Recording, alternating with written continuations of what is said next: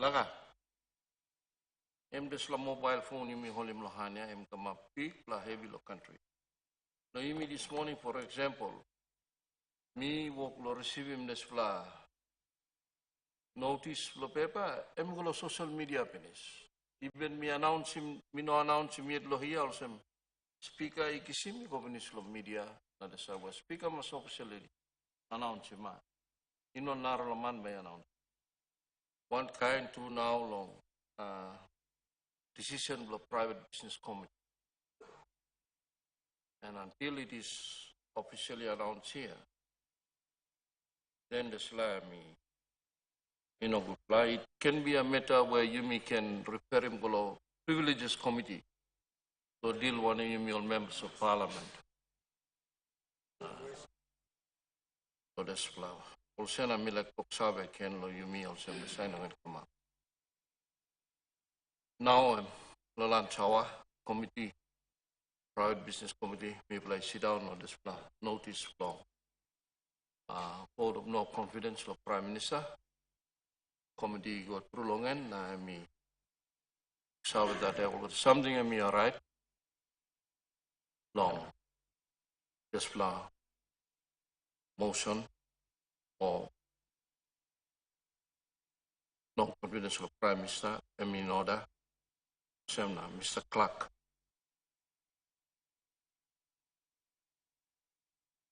Notice of motion.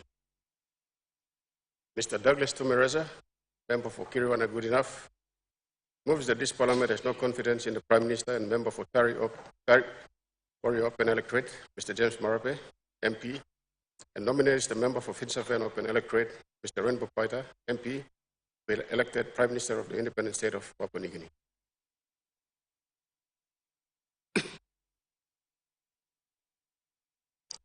Thank you.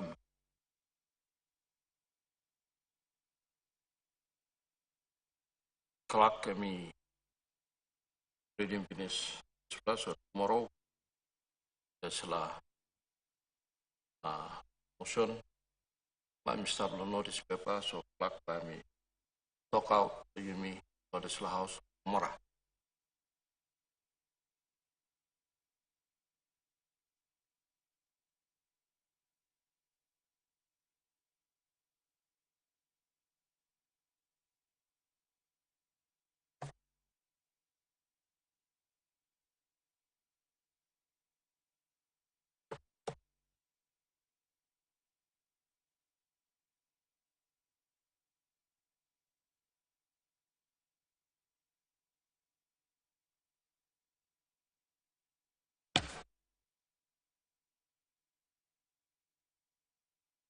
Leader of government business. Mr. Speaker, I ask leave of Parliament to move a motion without notice. Is leave granted? Aye. Leave granted. Leader of government business. Mr. Speaker, I move that so much of the standing orders be suspended as would prevent the Minister for State Enterprise presenting the Kumul Consolidated Holdings Authorizations Bill 2024. Question is that the motion be agreed to. Those in favor say aye. Aye. Those against say no. The ayes have it. Clock. Kumul Consolidated Holdings Authorization Amendment Bill 2024. Minister for State Enterprises.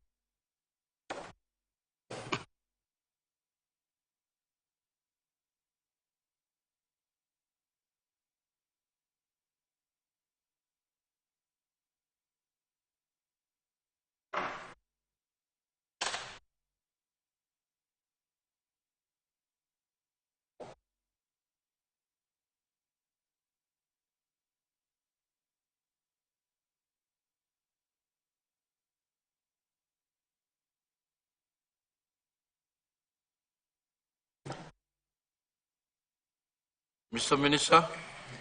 Thank you, Mr. Speaker. Mr. Speaker, I present the Kumul Consolidated Holdings Authorization Amendment Bill 2024. Mr. Clark. First reading. A bill for an act to amend the Kumul Consolidated Holdings Authorization Act 2002. A, to protect the provision of essential services provided by the state-owned enterprises during a strike, and B, to create a controlled environment in which employees of state-owned enterprises would exercise their right to execute strikes without disrupting the supply and provision of essential services to the public within the meaning of the Essential Services Act 2002 and for related purposes. Mr. Minister. Mr. Speaker, I ask leave of this Honorable House to move the second reading forthwith. Slip granted. Slip granted. Mr. Minister. Mr. Speaker, I move that the bill now be read a second time. Make your speech.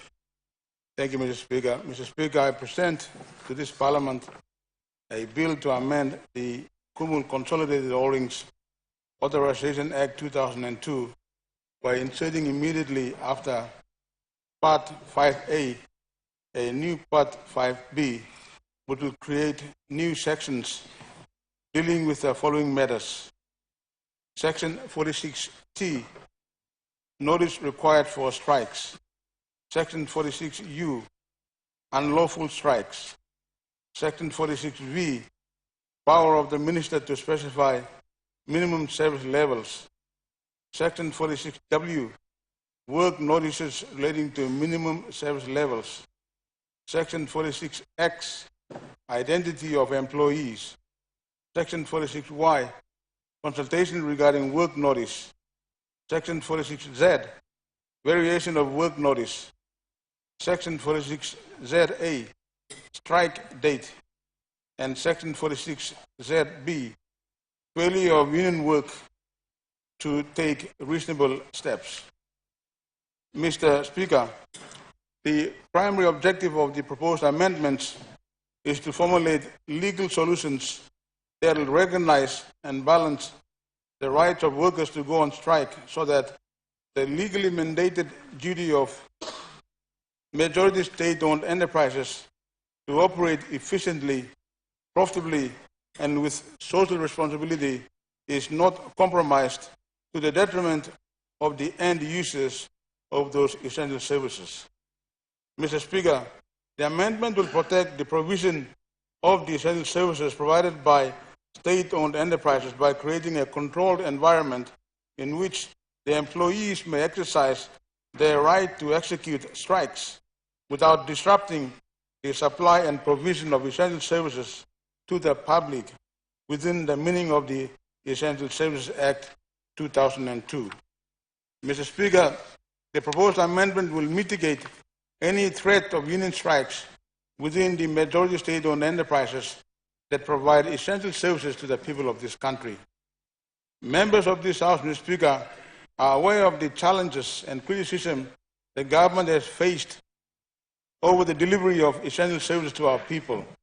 The historically poor performance of the majority state-owned enterprises has had an adverse impact on the delivery of the essential services such as electricity, water, ports, telecommunications, and so on.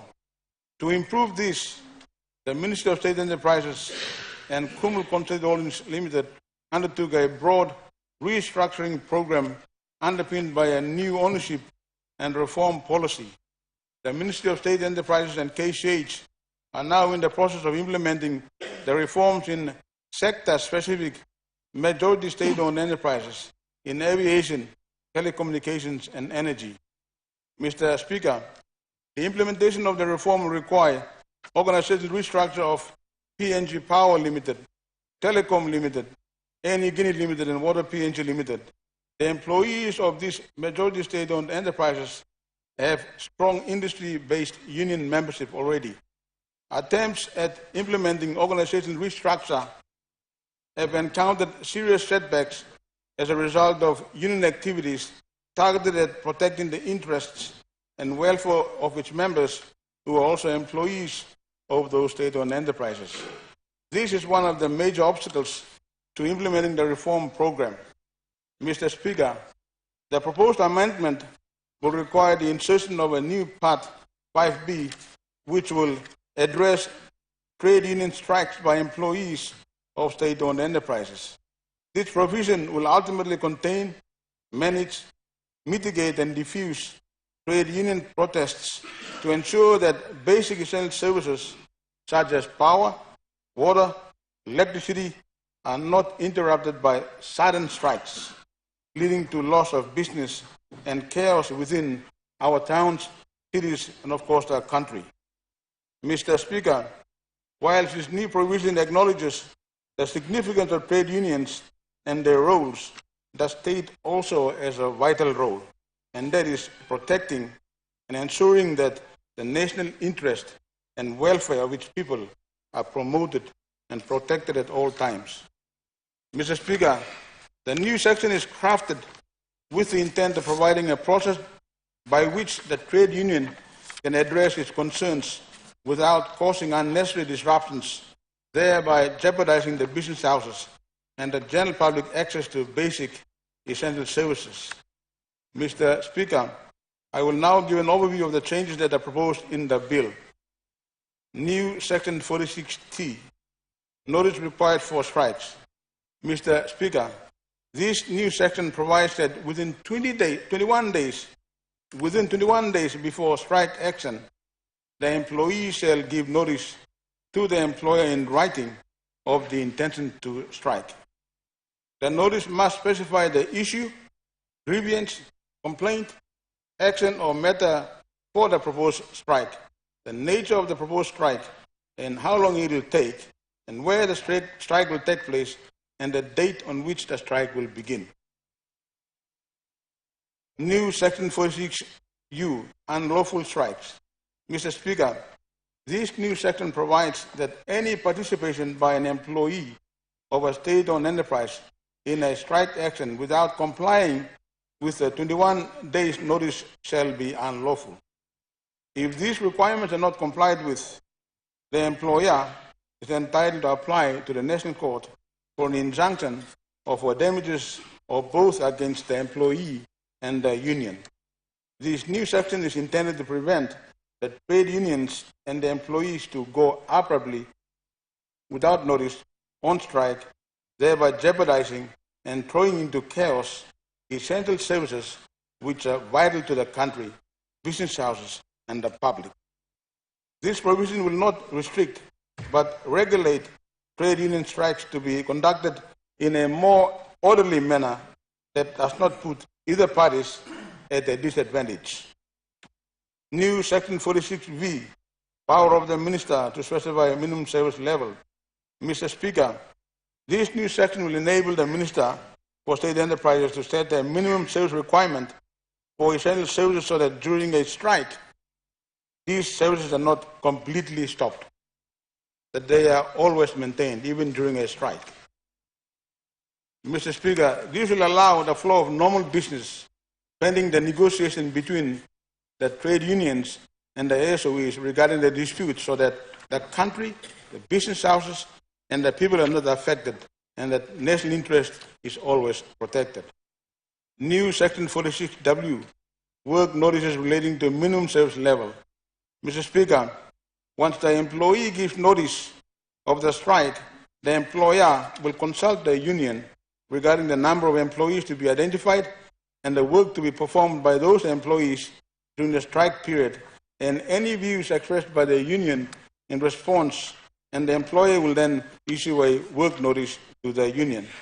The work notice, Mr. Speaker, will identify the persons required to work during the strike to secure the level of service under the minimum service regulations and specify the work to be carried out by those employees during the strike so that the levels of service are provided. This section basically gives the assurance to the minister and the state-owned enterprises that provide essential services that during the course of the strike, there will be specific specialists for certain vital tasks engaged in the various essential services to continue working to maintain their services while the negotiations are going on between the trade unions and the state-owned enterprises. New Section 46, identity of employees. Mr. Speaker, when the employer identifies the persons required to work during the strike action, this section specifically prohibits the employer from considering the union membership of employees and the details of his engagement in union activities as a factor for consideration. This section, Mr. Speaker, safeguards the workers or the employee against unfair treatment by the SOEs, being the employer, by reason of that employee's involvement in union activities.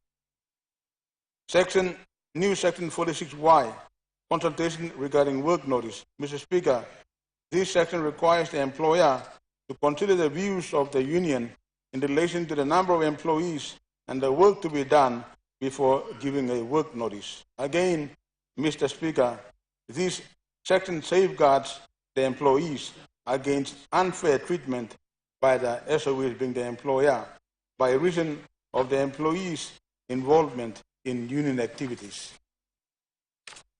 Section 46Z, variation of work notice. Mr. Speaker, this section gives the employer the right to vary the strike date, but subject to consultation with the unions before issuing the variation. New section 46ZA, strike date. This section provides clarification that where the strike takes place over more than one day, whether continuously or discontinuously, each day is to be treated as a separate strike date. New section 46ZB, failure of the union to take reasonable steps. Mr. Speaker, under this section, where an employer gives the trade union a work notice in relation to a strike, an act done by the union to induce a person to take part in the strike is not protected if the union fails to take reasonable steps to ensure that all members of the union who are identified in the work notice comply with the notice. This new section basically places the responsibility or the burden on the trade union to ensure that during the course of the strike, there is a compliance with the provisions relating to issuing of work notices in accordance with this section, and to ensure that the trade unions comply with all the new provisions. Failing to do that will result in action against the trade union by the respective state-owned enterprises. Mr. Speaker, the decision of this Honourable House to pass the bill for the amendments to the KCH Act will create a win-win situation for both the employees and the employer in the state-owned enterprises. The bill acknowledges the significance of trade unions and their roles. At the same time, it also acknowledges the fact that the state also has a vital role, and that is protecting and ensuring that the national interest and the welfare of its people are promoted and protected at all times. Mr. Speaker, the amendment bill is crafted with the intent of providing a process whereby the trade unions can address their concerns without causing unnecessary disruptions and jeopardizing the business houses and the general public access to basic essential services like power, water, and telecommunications.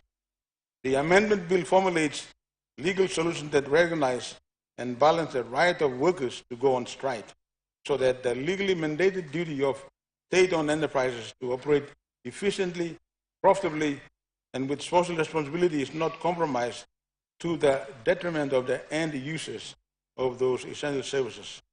Mr. Speaker, the amendment bill, when passed, will protect the provision of the essential services provided by the state-owned enterprises by creating a controlled environment in which the employees may exercise their right to execute strikes without disrupting the supply and provision of essential service to the public within the meaning of the Essential Services Act 2002. Mr. Speaker, this is an important bill. It balances the rights of the workers and the companies.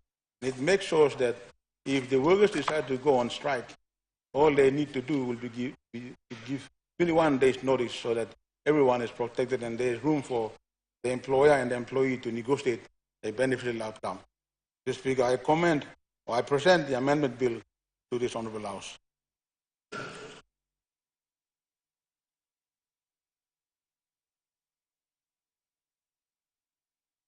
Honourable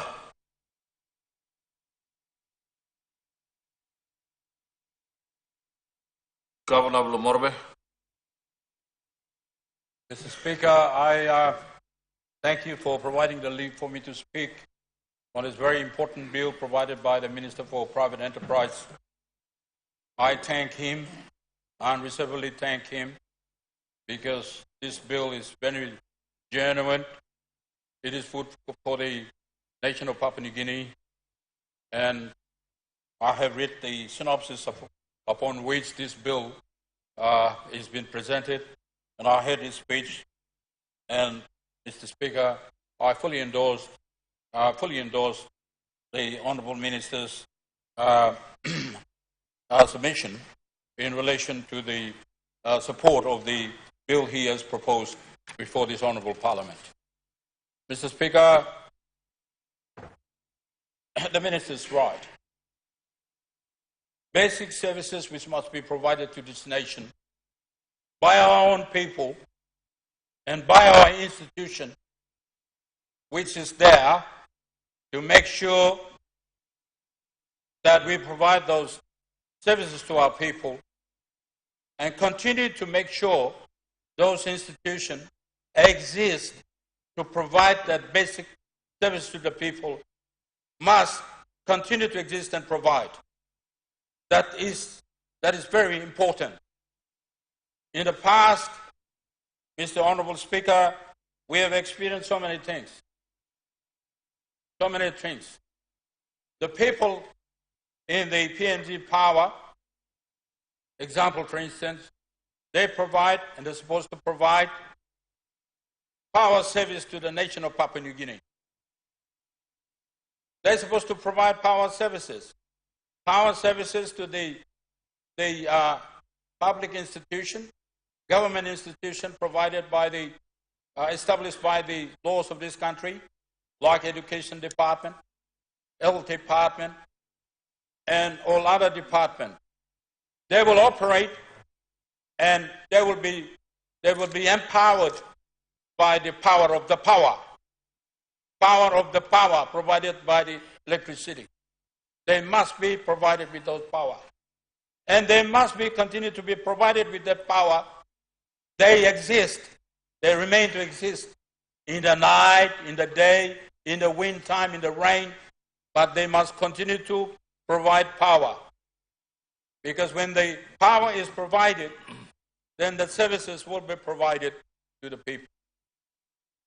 If there's unnecessary disturbance, then surely the operation of those government institutions does not operate in well, and let alone the people will suffer. For instance, the Port Moresby General Hospital, if there is no power coming through, because the union have decided to take a strike action, and the unions are members of the PNG Power Company.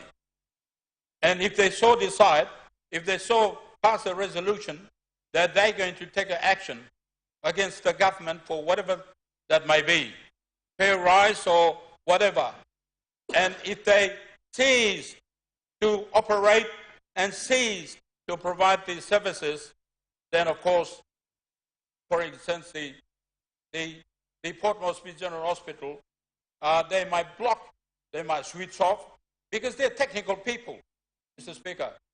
They're not like me. They're technical people. If they should shut off one main switch, or they should damage the whatever that is vital for the continuous safe running of the power, then people are going to suffer. It's happening in this country. And same is true for the provisions of water service in this country. Water is so very important. Without the water, you're going to perish. That's without a doubt. Without the water, people are not going to work. Water to the government institution, people are not going to work.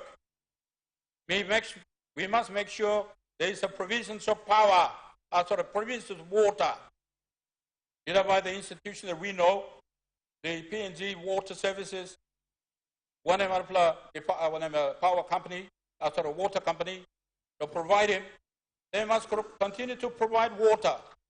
If those water companies owned by the government to protect their own rights, they have established an institution, a union union institution to help them to fight for their pay rise or accommodation rights, whatever that may be.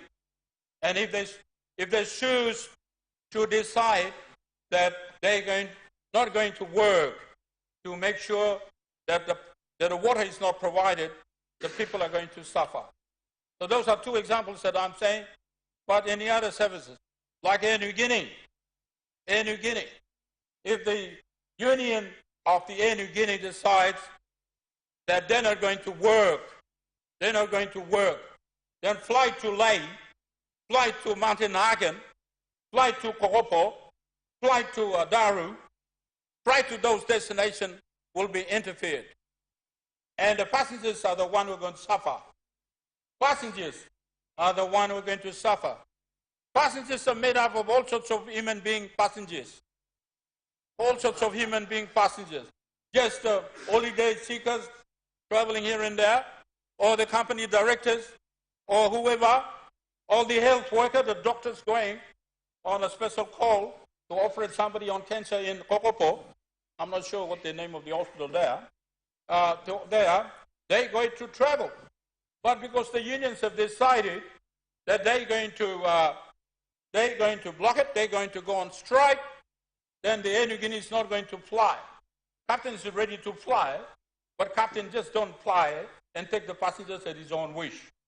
It's got to be cleared by the Air New Guinea staff, right? And to get clear, and if the Air New Guinea staff doesn't clear the passengers to travel, they're not going to travel. That is why it's going to affect. It's going to affect services, the flow of services, whatever services that you can think of, to any destination, any places in this country. Therefore, the government has to take steps. Government has to take steps. And I thank the Honourable Minister, not before, today, we are beginning to realize that steps had to be taken, genuine steps had to be taken, steps that must be taken so that we take into account humanity, the lives of the people. It's very important. We need to take steps. And not just the government offices, but the company. We got to make sure, provided we provide power services to the big company operations in this country, the big country, through car industry, New Guinea table bed industry, homestead rice industry, all sorts of industry that you can think of. They provide services to our people. And power, Papua New Guinea government, Papua New Guinea electricity law provides for the monopoly. They have not provided for competitiveness, but for monopoly. So it's the only Papua New Guinea power, PNG power, is the only one that is providing power. And same is true for water and others. And even Air New Guinea too, Mr. Minister, as you know, Minister, the Speaker, they have not allowed for any airlines company to bring in jets to compete with them. Only to fly when the jets here. And Air New Guinea to solo fly. PNG Airlines here. Or suffocating all now. All come in two-way helicopter out of the propla. And me just no propla. So time is short, Mr. Kalap all. So this government, this country, has a monopoly. But with that monopoly existing now, and that also the government laws in this country also allow for the creation of unionism, right, to protect the employees. They have a right, and it's international law rights. Therefore, we have municipal rights to establish a unionism. But that unionism must not create any action which will disturb and which will affect the principle of humanity in this country. So, Mr. Speaker, I thank the Minister that you have come up with the, make sure that, of course, we make sure the companies continue to exist and operate and provide whatever services they must provide to the citizens of this country and provide the services to the international people who come to this country. and the government services, government department, who must exist to provide the whatever services, water services, whatever, to them, we must control them. Human beings are human beings. And human beings are intelligent human beings. If they feel that their lives have been affected, they can embark on something to make sure not suffer other people. That is why we must take steps, and the national government has done the right thing. Minister, you have a right thing. You have a right thing. So that in as much as we listen to the unionism, we have to listen to the services, continuous services to the people of this country, in whatever services that we are required to provide by the operation and sanctioned by the laws of this country. You have come up, Minister. I thank you. And we will take control of the unionists,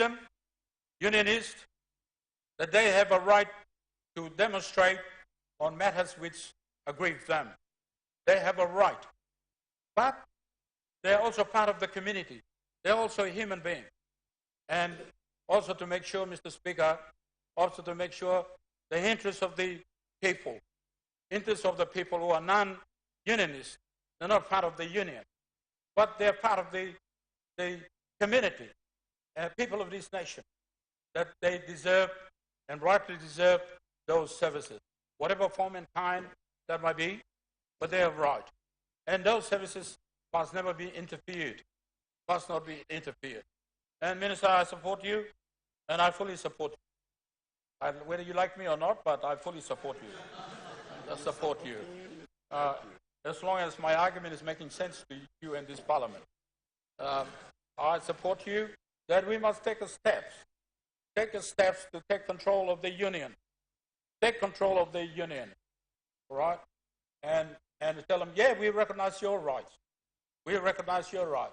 You have a right to claim for the pay rise. You have a right to claim for the better accommodation. You have a right to claim for leave fares. You have a right, all of those things for the school fees, whatever that may be, allowed by the law. But in trying to exercise your rights to achieve that, you must not infringe, and you must not support, and you must not make the public suffer. Public who are also equally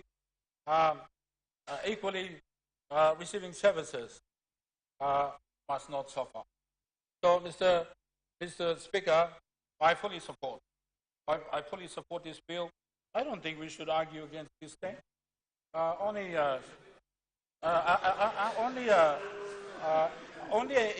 insanity, maybe, will prevent the support of this proposed bill.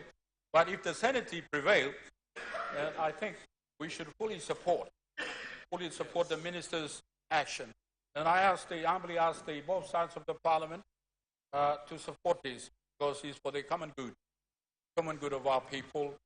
And also, finally, the international community who are coming to this country, they must know, and they must be given the confidence that we are not here to make anybody suffer. You want to bring whatever business into the country, you do so. And you want to come in and work in this country in public service, do so. Because we're going to make sure that all the services, like water services, power services, all other services, will be rendered to you during the course of your time in trying to help this nation in this country. Papua New Guinea, I'm humid by Dr. I'm no more there. No more you by walking to Dr. That's outside man, and by noon have to talk no more. Because place long and start good night calmly, and you walk to talk no more there. Then we'll time you long money. So we have to make sure that not only that we provide the interests of our country, citizens of this country, but international citizens, our visitors to the foreign country, coming into foreign nations coming into our country. So, Mr. Speaker, make a 5 minutes to stop. Long talk here. Talk here. Me we're going to look in this time. Then we're going to talk. So 5 minutes to stop. So, me no long go straight. Long mark 5 minutes. Me like him talk. Thank you. Me like supporting minister. I think you all of them as supporting minister. I'm good blood on this country. I'm good blood of people blame me. The question is that the question be now put. Those in favor say aye. Those against say no. The ayes have it. The question is that the bill be now read a second time. Those in favor say aye. Those against say no. The ayes have it. Mr. Clerk. Second reading. A bill for an act to amend the Kumul Consolidated Holdings Authorization Act 2002. A, to provide the provision of essential services provided by the state-owned enterprises during a strike, and B, to create a controlled environment in which employees of state-owned enterprises would exercise their right to execute strikes without disrupting the supply and provision of essential services to the public in the meaning of Essential Services Act 2002 and for related purposes. Minister for State Enterprise. Mr. Speaker, I ask leave of the Parliament to move third reading forth. Is leave granted? Leave granted. Mr. Minister. Mr. Speaker, I move that the bill now be read a third time. The question is that the question be now put. Those in favor say aye. Those against say no. The ayes have it. The question is that the bill be now read a third time. Those in favor say aye. Those against say no. The ayes have it. Mr. Clerk. Third reading. A bill for an act to amend the Kumul Consolidated Holdings Authorization Act 2002. A, to protect the provision of essential services provided by the state-owned enterprises during a strike, and B, to create a controlled environment in which employees of state-owned enterprises would exercise their right to execute strikes without disrupting the supply and provision of essential services to the public within the meaning of Essential Services Act 2002 and for related purposes.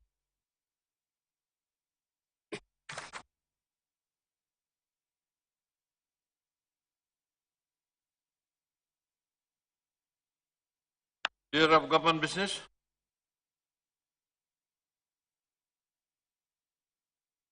Mr. Speaker, I ask leave of Parliament to move a motion without notice.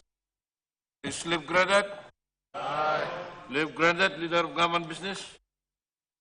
Mr. Speaker, I move that so much of the standing orders be suspended as would prevent A, the Minister for Transport and Civil Aviation presenting the Civil Aviation Amendment number 1, Bill 2024, and Civil Aviation Amendment number 2, Bill 2024.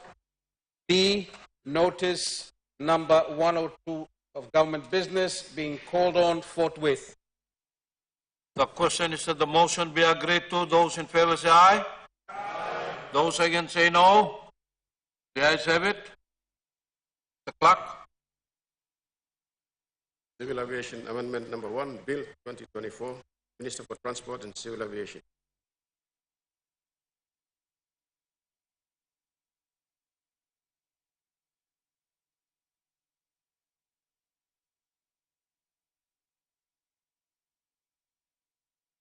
Mr. Minister. Mr. Speaker, I present the Civil Aviation Amendment Bill number 1, 2024. Mr. Clerk. First reading, a bill to amend the Civil Aviation Act 2000 and for related purposes. Mr. Minister. Speaker, I move that the bill be now read the second time.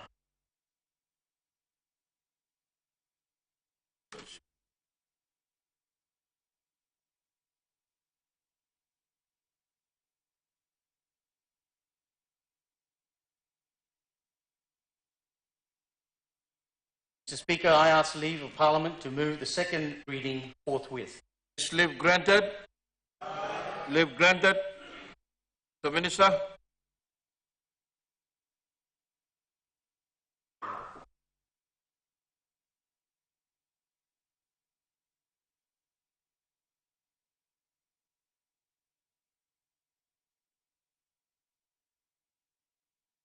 Sorry, Mr. Speaker, I move that the bill be now read the second time. Make your speech, the Minister.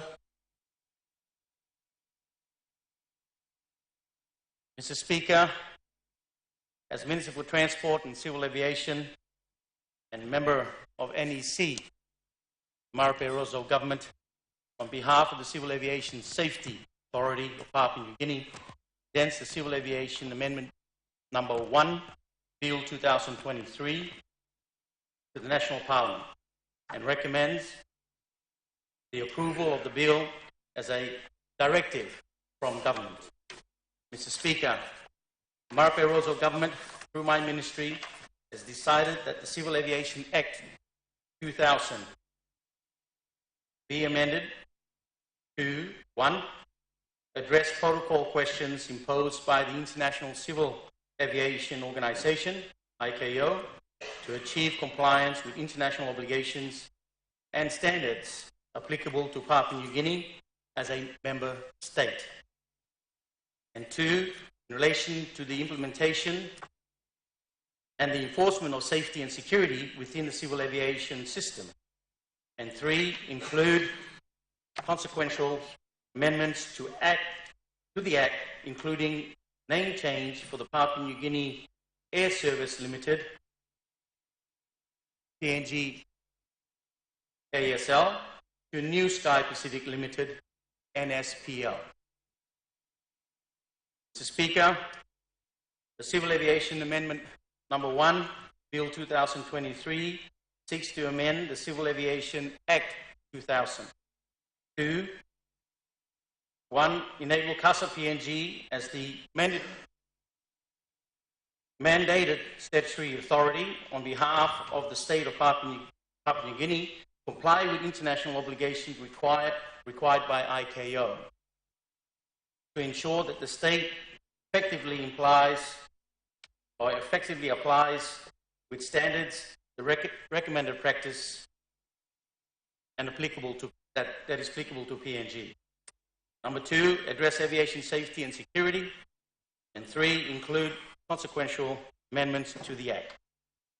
Mr. Speaker, Civil Aviation Amendment Number 1, Bill 2023, Bill proposed to, number 1, amend Section 3, A1G, Section 17, 1B, Section 47, 1, Section 51, 1, 72, 1A, Section 78, 1B, Section 79, 2, Section 88, 4, and 100, and Section 129 of the Civil Aviation Act 2000 for the compliance with ICAO standards and recommended practices applicable to the state of PNG as a member state.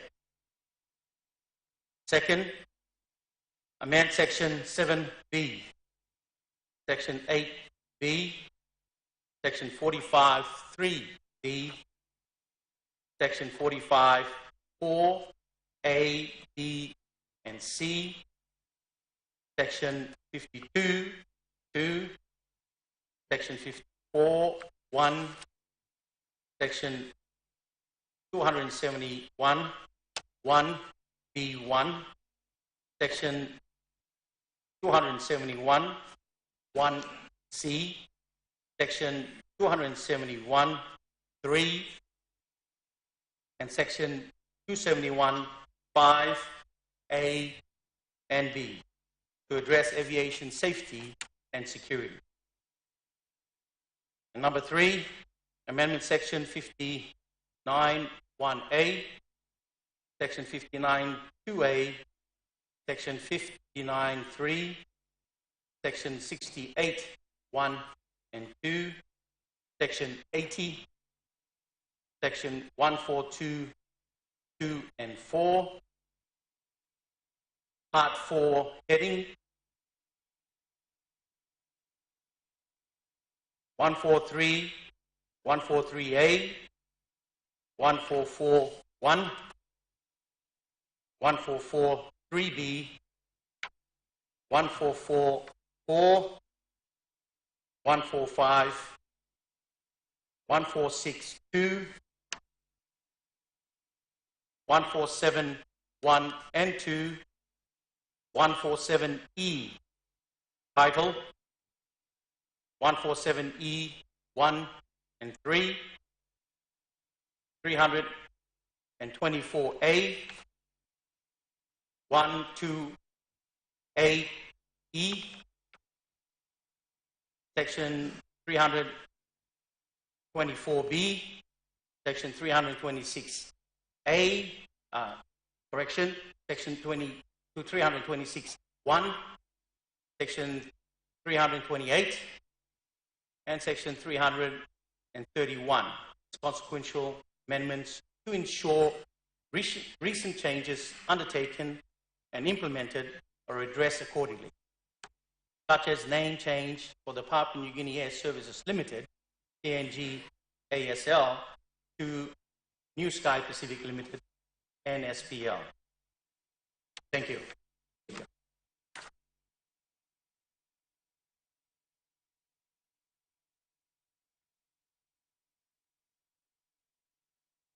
The question is the question be now put.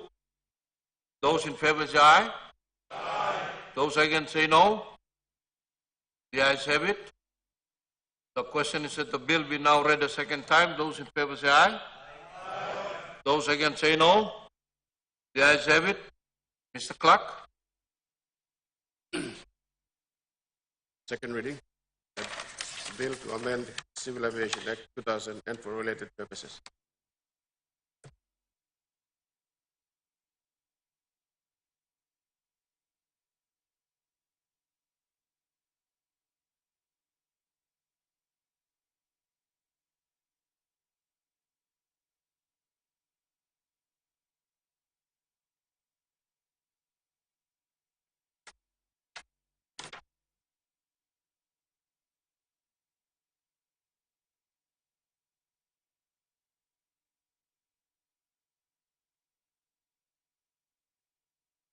Minister for Transport and Civil Aviation.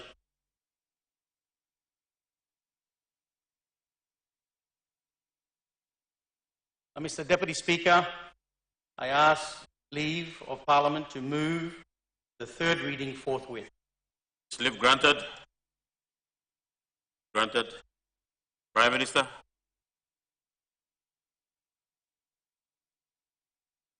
Our Minister for Transport and Civil Aviation. Mr. Deputy Speaker, I move that the bill be now read the third time. Prime Minister. Mr. Deputy Speaker, I rise to offer my support, commendation work that the Minister for Civil Aviation to reform. So, first and foremost, safety. The security of our aviation sector is not compromised. So, Mr. Speaker, secondly, I want to appreciate this Parliament in the face of VONC contest that is happening. Both sides of the House remain put to issues that is at hand. Politics come and go, but administration of our country must remain, and Parliament is where we pass laws for our country. And our watch in the last 5 years, going 6 now, we passed more good laws for our country than the past. Some of the laws we are cleaning up are legacy laws that has not been cleansed in as many years those laws exist. Some of them predate 1975. And so I just want to commend the ministers, Minister for State-owned Enterprises earlier, Minister for Civil Aviation now. I want to ask members of Parliament, let's stay put. I know we are super excited about the VONC that is coming on, but challenges will remain. Challenges will remain. Let's stay put throughout, give support to a few more ministers who are coming through. Read the laws as they're being proposed. These are good laws for our country's progress, because the laws carry the work of governments going forward. I want to offer my support to this minister as he presents this bill. He's working very hard, and I commend him for sitting at the table presenting this law. Before I sit, I want to also congratulate this Parliament. In August 9th this year, we celebrate 40 years since this Parliament was opened. 40 years of this Parliament was celebrated in August 9th this year. And so the majority, both sides of the House have showing this term must be commended. We sit right through, we work long hours. I want to appreciate both sides of the House. We debate on matters that needs to be debated, but we find common ground on matters that are important for our country. The opposition leader is to be commended for his support on some laws that is necessary for our country. If it is in line, in our mind and in our thinking, as well as on our side, we sit right through long hours. Yesterday we paid commendation to a leader who passed on. This is a thankless job. The leader walked long hours into his remote village and he collapsed in the course of doing his duty. And so I want to say thank you to all members, and I want to appeal as I sit down. There are a few more laws coming through. We want to sit through Parliament this week, but by operation of the standing orders, Parliament would be adjourned tomorrow because the Speaker has read that the motion file is competent. And so Parliament will adjourn tomorrow. I beg the concurrence of members on both sides of the House.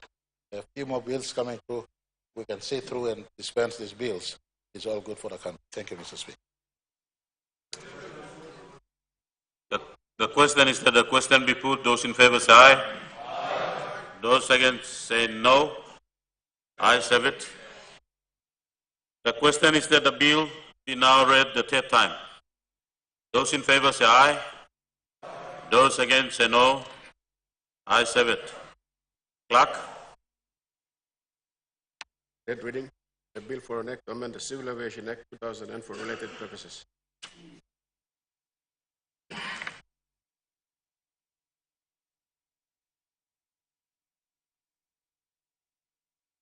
Clerk. Civil Aviation Amendment Number 2, Bill 2024, Minister for Transport and Civil Aviation.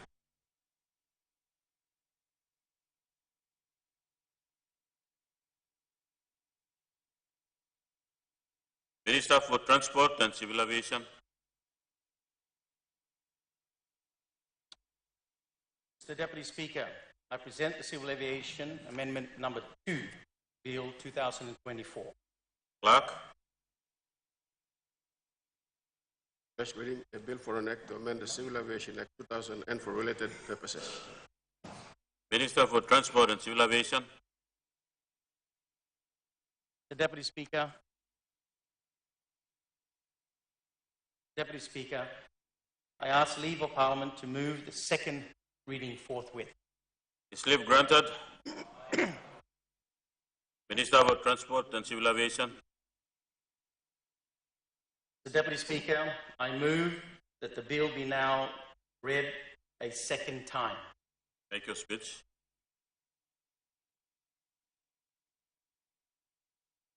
Honourable Deputy Speaker, as Minister for Transport and Civil Aviation, a member of the NEC, on behalf of the Civil Aviation Safety Authority of Papua New Guinea, presents Civil Aviation Amendment Number 2, Bill 2023, to the National Parliament and recommends the approval of the bill as directive from the government. Deputy Speaker, the Marape Rosso government, through my ministry, has decided that the Civil Aviation Act 2000, the Act, be amended to include new provisions pertaining to any fees and charges imposed and implemented by the Civil Aviation Safety Authority of Papua New Guinea, CASA PNG, under Section 101 of the Civil Aviation Act 2000 and in accordance with Section 209 of the Constitution. Deputy Speaker, Civil Aviation Amendment Number 2, Bill 2023, seeks correction. For the record, Deputy Speaker, Civil Aviation Amendment Number 2, Bill 2024, seeks amend the Civil Aviation Act 2000 to provide a legislative framework for the collection of fees and charges by the CASA PNG. This amendment bill will appropriately prescribe its fee and charges applicable to participants within the aviation industry who require the services of CASA PNG in accordance with the application of the Act, and thereby enable CASA PNG to generate funds in order to achieve cost recovery and continue to maintain its operational costs. Deputy Speaker, Civil Aviation Amendment number 2, Bill 2024. The bill proposed to amend Section 101 and Section 102 of the Act in relation to fees and charges by inserting Schedules 4, 5, and 6 to the Act. Deputy Speaker, as Minister for Transport and Civil Aviation, I have consulted with all relevant stakeholders in the aviation industry and ensure that the proposed increase in fees and charges do not burden users of the service provided by CASA PNG as the regulator. And for the record, Airlines PNG, Air New Guinea Limited, Tropicare, and others alike determines their own airfare and charges to the public. Not CASA, not NAC, not New Sky. Have a say in that process. Thank you.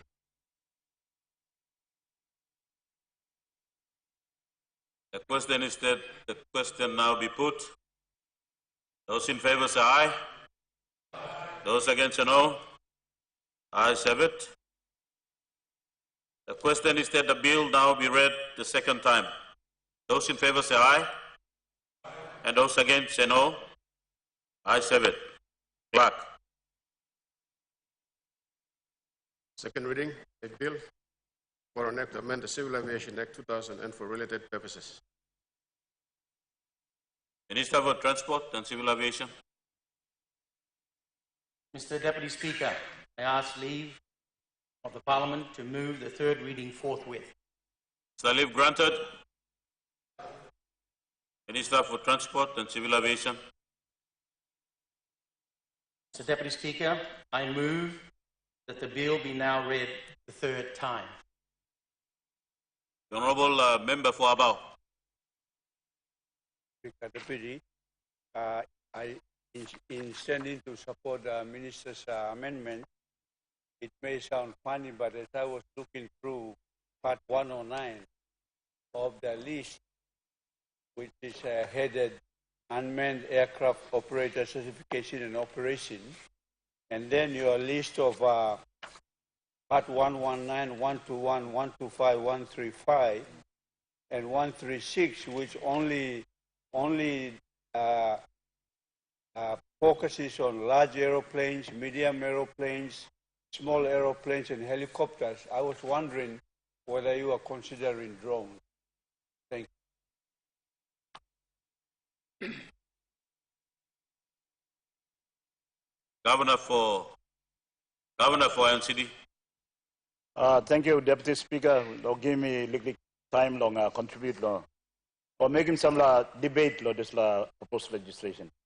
I think fundamentally you may know against him this time National Airport Corporation or Civil Aviation almost raise him revenue to sustain him very vital service inside the country. I think Dr. Miller give him some legal so long. Look all fees where Civil Aviation or NAC also charge him where MIPSA contribute long cost long airfares inside the country below you mean. Cost below airfares inside the country below you mean is probably among the highest in the world, domestic, international. International too, it's very high, and it's a disincentive to kind of some business to come and invest in here. When investors coming to PNG, and of course people are something to tourism. All tourism will come to solve PMI here. Some fee you may get here long international, like maybe Singapore to Port Moresby, back to Singapore, maybe 12,000 or kind of same, Mr. Deputy Speaker, you can get a round the world ticket long in. You can go round the world on Narpal airline and still come back to maybe your destination, and probably you will spend less. So this is a big concern where you may get stuff. So you may get problem where we have 10 New Guinea into IRC or tax collector. You may got fee going up long ticket, tank fee, maybe NAC charge him or civil aviation, and then fuel surcharge going up long him, and then cost blow and you can go up long now. Then you may get this all I fees now. People blue you may complain stuff. So you may not got time to look long. All this schedule here 4, 5, and 6. I think member about senior yeah me look long and look. I'm raising one concern, but you may not got time to look long and so I'm one concern me raising maybe civil aviation and NAC you plan you never way long. Yeah, collecting fee below you. And you put him gate fee long domestic car park na international car park yeah maybe M1 way you collecting fee long in. Otherwise find him another way, but don't can use him any guinea or some tax collector below you or give him you heavy find him another way. So I think I'm bigly contribution me like otherwise you know state enterprise. State agencies, they must learn to stand on their own, be able to sustain their operation, and hopefully they can go beyond self-sustainability and working profit. And Mr. raising this concern all the time that some state enterprise for me, remember belong when state enterprise, you know, targeting you personally or kind of thing. It's just like you may look long, different model, Mr. Deputy Speaker, different model of sustaining all state-owned enterprise. Some of them, you may try one way where public is sustaining. You may sim loan, ego, and you may not sense him yet. You know, sense yet, especially the outcome. It will be self-sustaining or it will make profit or. But give him public funds, you go now. Not got sense to come up. So that's why some of us are advocating that look at a different model. And all around the world, they got different model here. How to sustain a state-owned enterprise. Like Indonesia all got different models. State-owned enterprise, they make sure only manage them well, but also they allow them to go into other business so that all can also generate income to sustain this core business from all. And also I think in Indonesia, Garuda is allowed to own hotels, so it's allowed to go into tourism. So it doesn't just run the airline Garuda, but it's able to go into other business. So why you may not look all this model around the world now? You may can try what works and what doesn't work or also, you talk all the time. You keep on doing the same thing and expecting a different outcome. And I think must line lo laloki. So me by stab lo laloki or you may by come out and look to some la. Me advance him the minister lo transport and civil aviation. Me not so him talk lo you no put him the me. Me talk generally lo you me all kara. You must try new way. So thank you. I think maybe supposed to be reasonable. I'm good luck, but minister, no can pass him go to New Guinea. You find him not blow away na raise him money belong civil aviation or NAC or kind of stuff. Thank you, Mr. Deputy.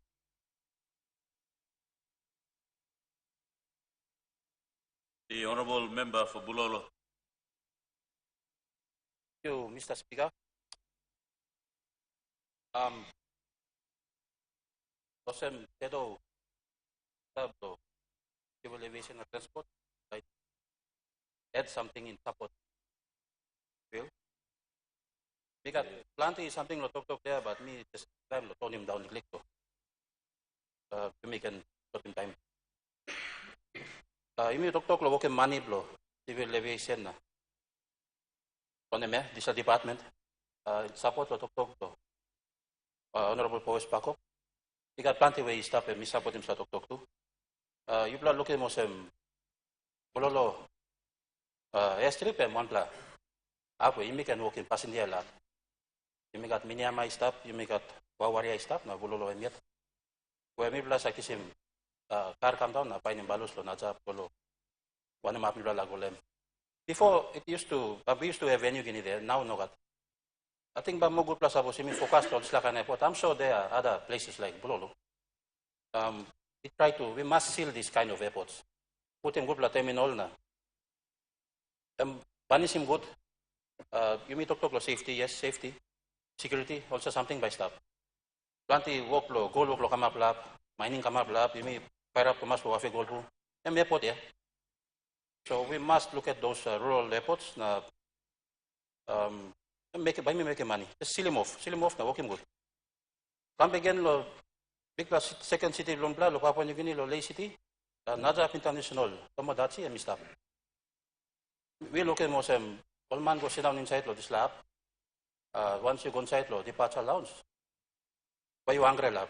You can't, you man where you know got this la pass to sit down lo VIP area. But sit down outside now, you look now, big man back I guess gone inside stuff, which is not good, huh?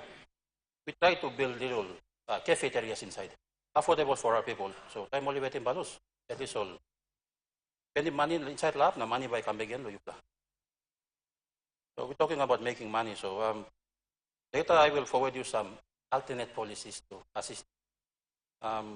Otherwise, all in all, many ways to make money, not only on car parks and all those stuff. Thank you, Mr. The question is that the question be put. Those in favor say aye. Aye. Those against say no. Ayes have it.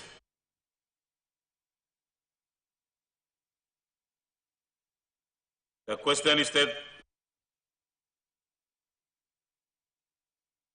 Minister for Civil.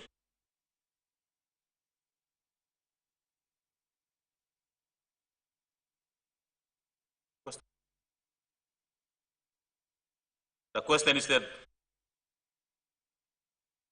I'll let the Minister to respond on one of the questions being raised during the debate. So, Minister, Transport and Civil Aviation.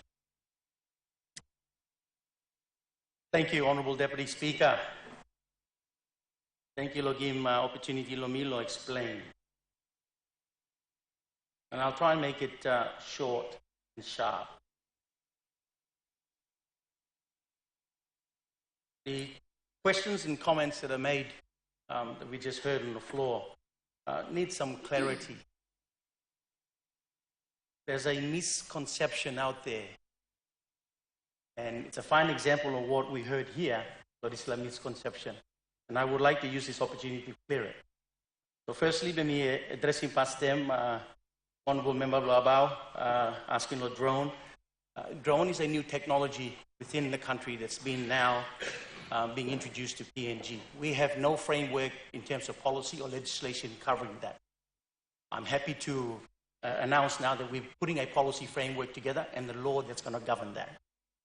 So it's in process because there's a lot of demand coming through from medical and private sector wanting to use drone to take goods and those services into the remote areas of Papua New Guinea. So we're now frantically trying to tidy up that particular area. So in relation to the cost,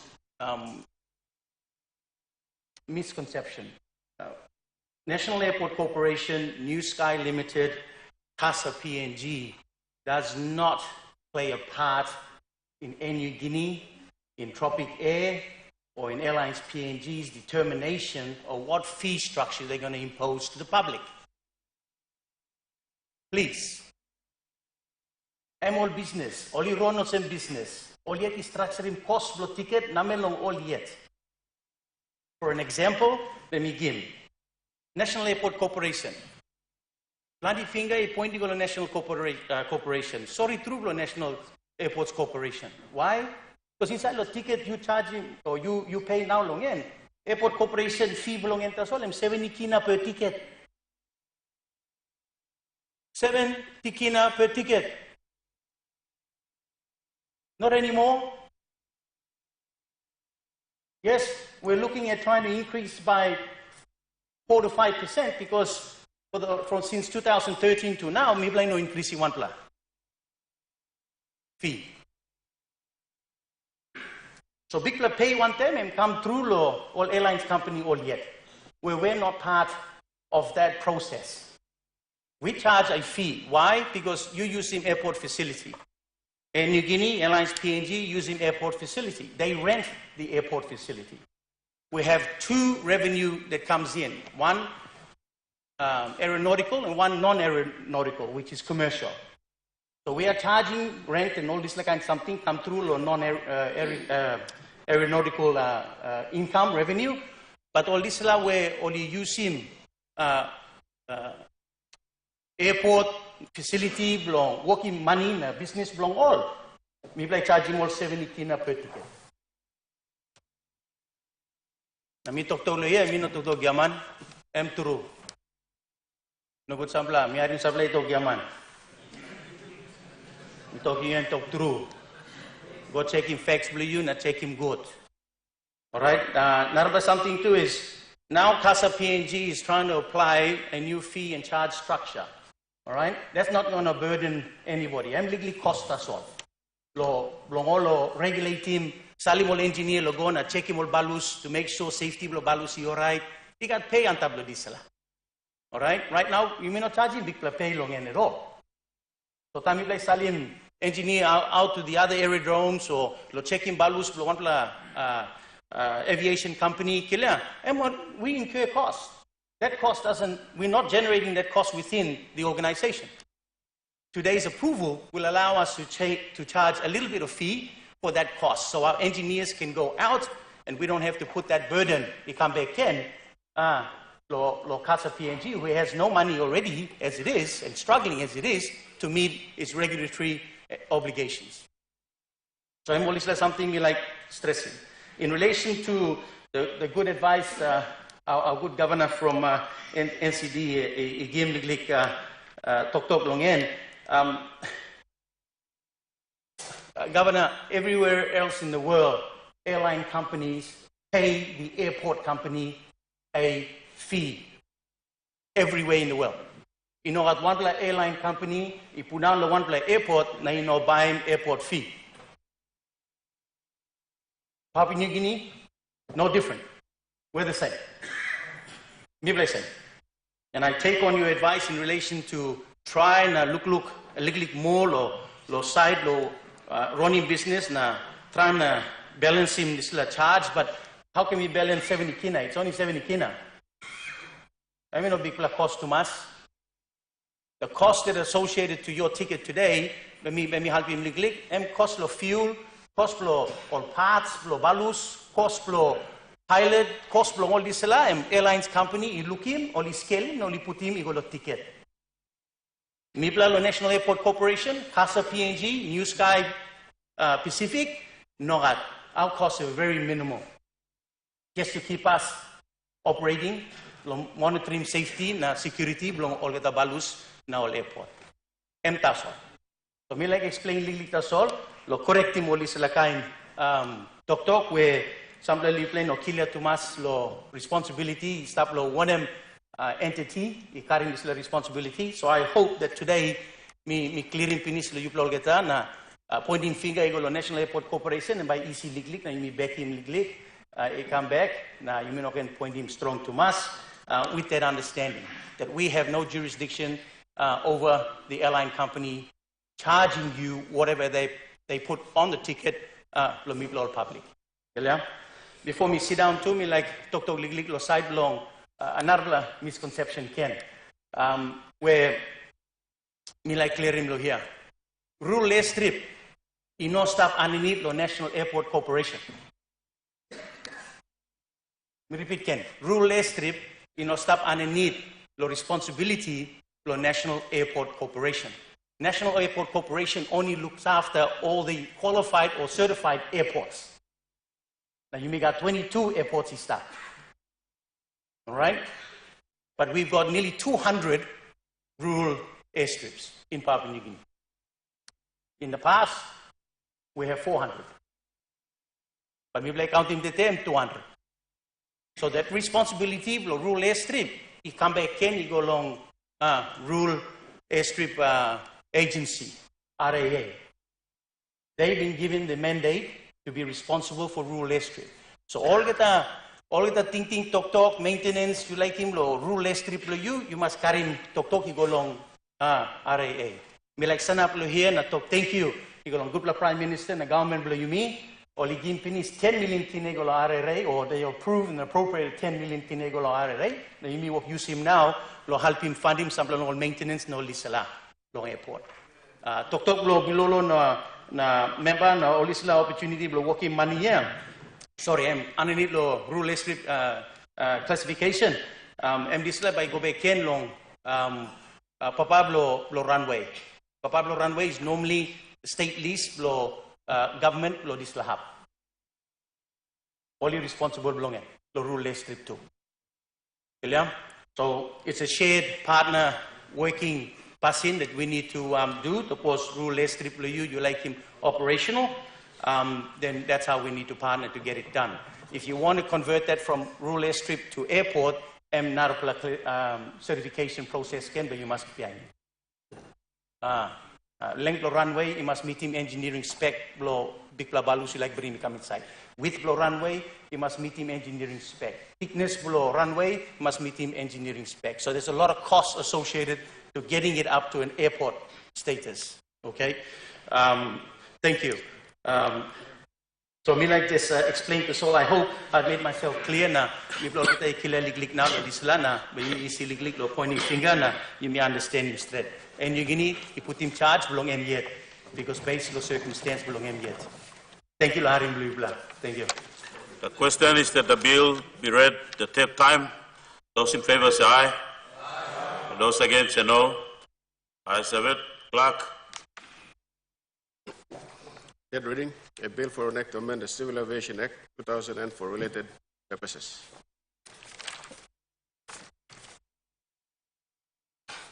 Thank you, Minister.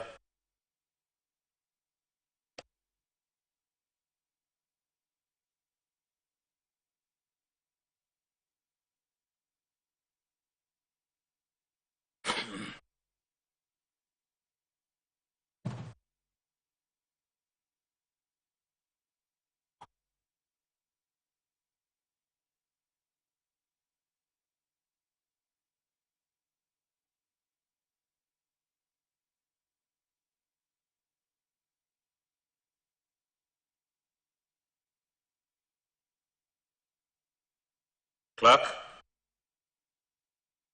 Notice number 102, Minister for Treasury.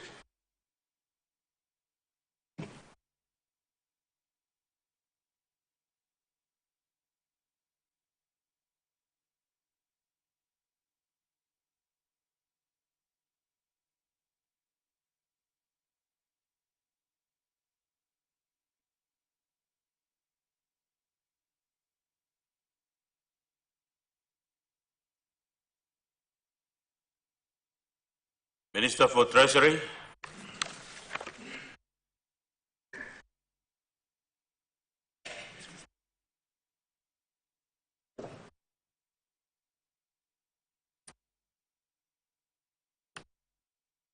Mr. Speaker, I present the Central Banking Amendment Bill of 2024. Clerk. First reading, a bill for an act to amend the Central Banking Act 2000 for related purposes. Minister for Treasury. Mr. Speaker, I move that the bill be now read a second time. Make your speech.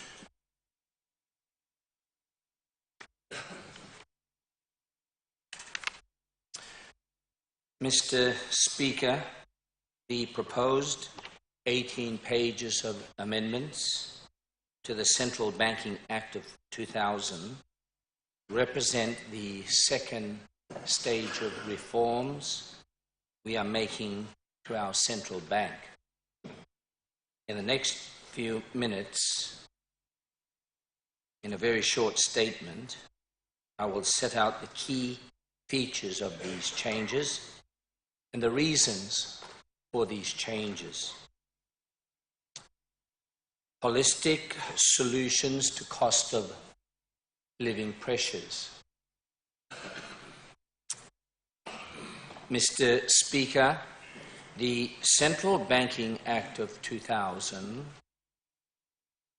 Amendment Bill is a further action by the Marape Rosso government to deal with the cost of living pressures facing all of our struggling families.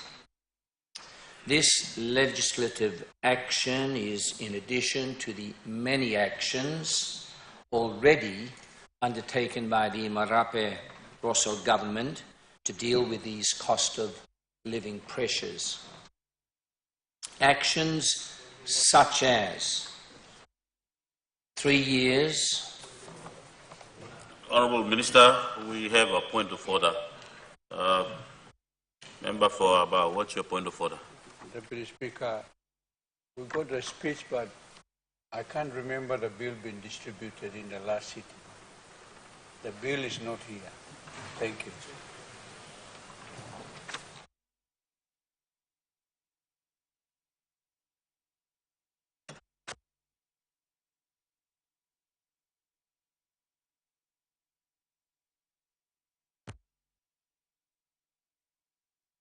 Honourable Member for Abba, got information that this bill has already been distributed before and it is on the notice paper.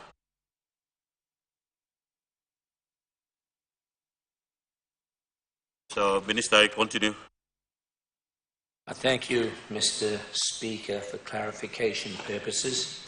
This particular bill was put on the notice paper 102 in the last day of the last session, FYI.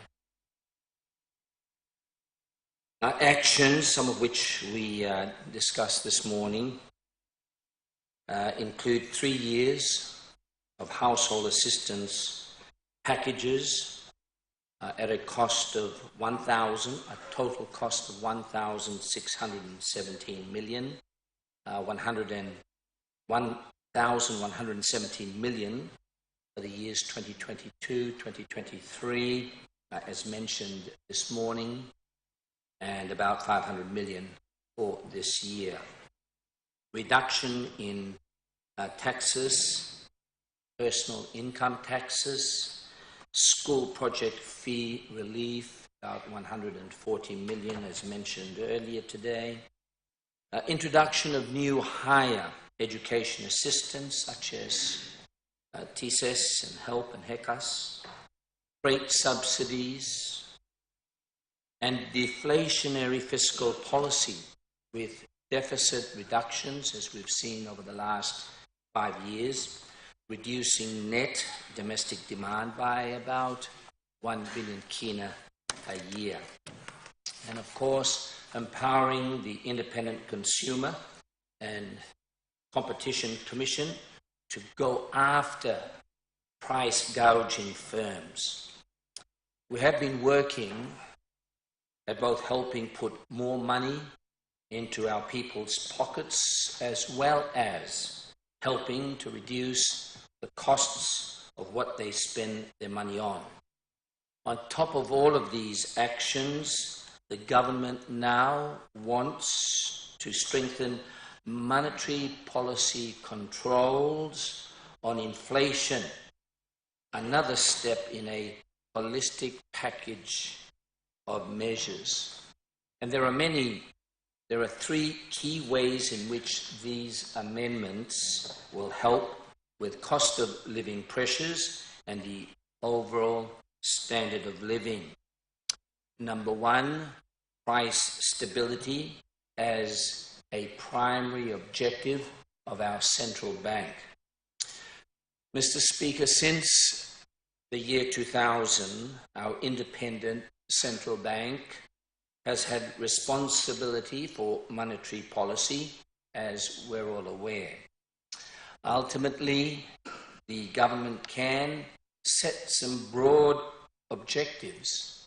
However, it is then up to the independent central bank to adjust exchange rate policy, interest rate policy to meet that primary objective. So, setting the objectives for the central bank is therefore a vital function of Parliament and government. The key change in the objectives in this amendment is to make clear that the primary objective of the central bank is price stability, controlling inflation. In other words, keeping prices stable at an acceptable rate. In other words, keeping cost of living pressures under as much control as possible. Mr. Speaker, as I put out quite often publicly, the government was disappointed in the recent monetary policy statement. We in government are concerned that too much emphasis had been placed on going for growth through a rapid depreciation, and not enough consideration on cost of living pressures. This amendment makes very clear to the central bank that in the future, the primary objective is price stability. This is done through the repeal of the old Section 7 of the Act and inclusion of a reworded Section 7. There are then consequential amendments to Section 8(1) on the functions of the central bank in pursuit of these objectives. Number 2, better governance. Mr. Speaker, although the central bank is independent, it must be accountable to government. A key addition to these amendments is adding a new section, 16A, which requires an annual report to the relevant parliamentary committee dealing on how the central bank is meeting its objectives and functions. There is also a reference that the governor of the bank is to appear in person at the request of the committee on this annual report. But of course, the relevant parliamentary committee can require the governor to appear more often if it feels it is appropriate. The financial reports of the central bank must also be tabled in Parliament. It's under Section 44.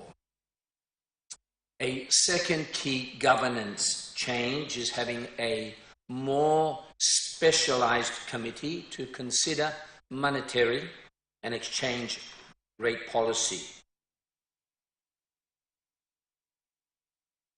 As industry practice, the world has about 40% of central banks having a specialized committee and about 40% having the overall board make decisions on monetary policy.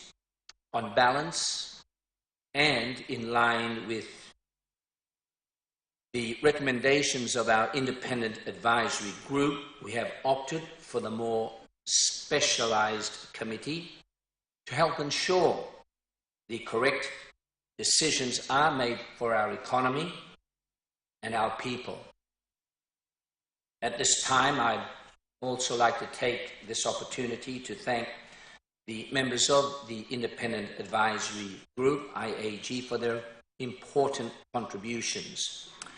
Robert Igara, the late Sir Wilson Kamit, Professor Stephen Howes, thank you Tomas, the Walk Bluyupla.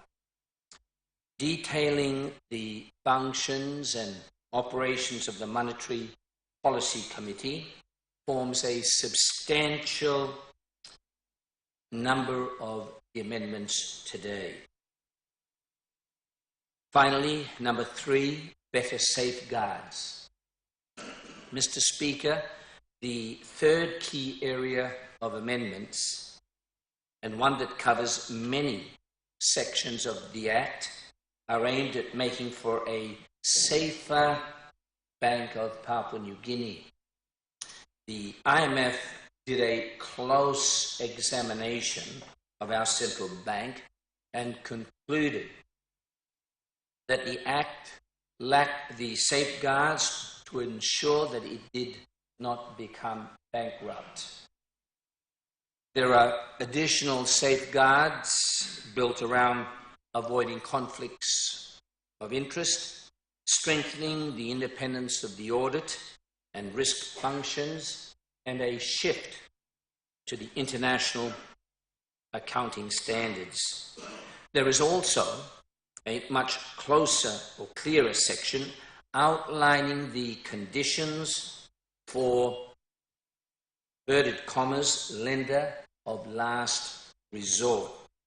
Support of a local bank, for example, if it is facing a temporary cash flow crisis. That's under Section 76.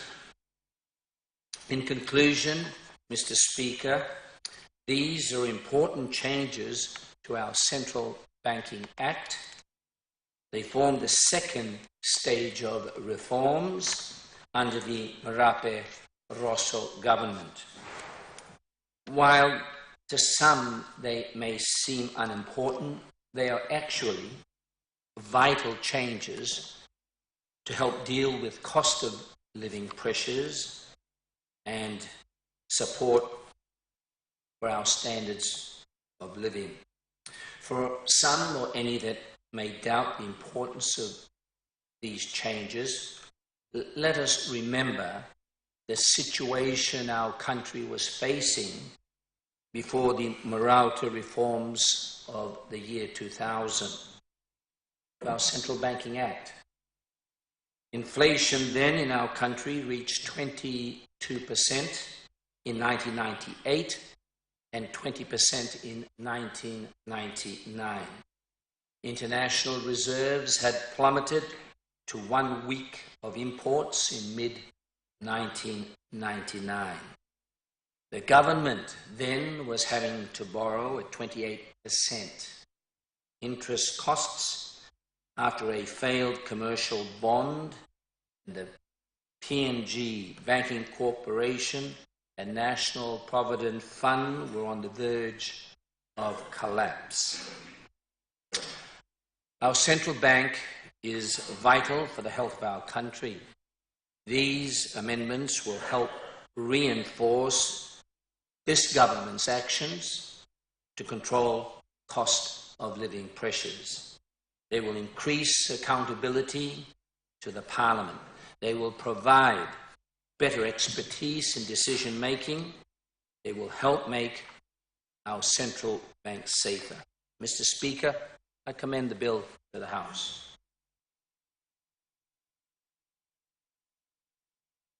The question is that the question be put. Those in favour say aye. And those against say no. Ayes have it.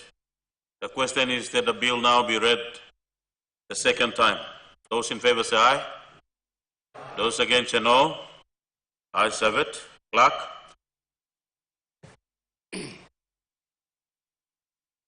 Second reading, a bill for an act to amend the Central Banking Act 2000 and for related purposes. Minister for Treasury. Mr. Speaker, I ask leave of Parliament to move the third reading forthwith. The leave granted. Minister for Treasury. Mr. Speaker, I move that the bill be now read a third time.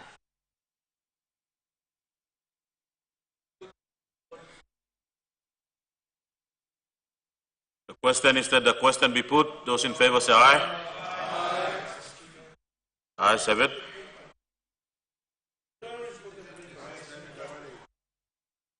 Mr. The question is that we have a point of order. There are some important amendments that need to be debated properly. Why was it? We stood up to debate this. Honourable Member for Yalibu Pangia, the question to be put was called before you stand, and I've already made an announcement for that, and the question has already been put. I understand the importance of this paper, as you have said, that the motion of the question be put has been called earlier, and I've accepted that, and you abstain. So, This particular bill is. Honourable Member, I would not put an argument with you. I have made the decision. Clerk.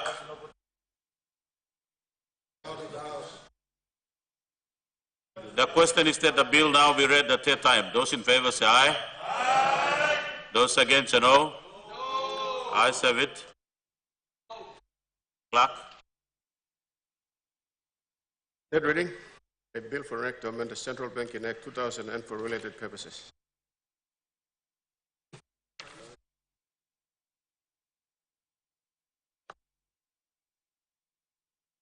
Thank you, Minister.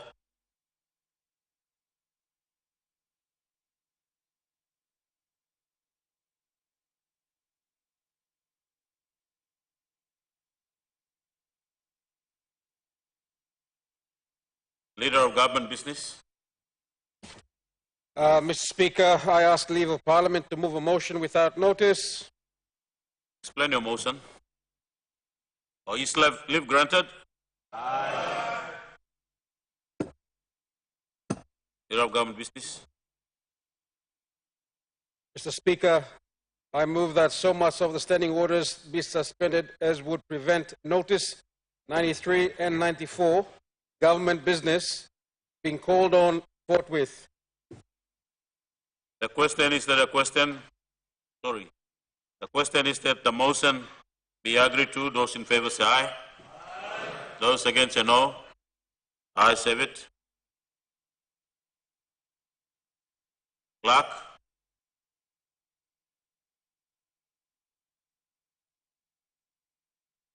Notice number 93, Minister for Justice and Attorney General.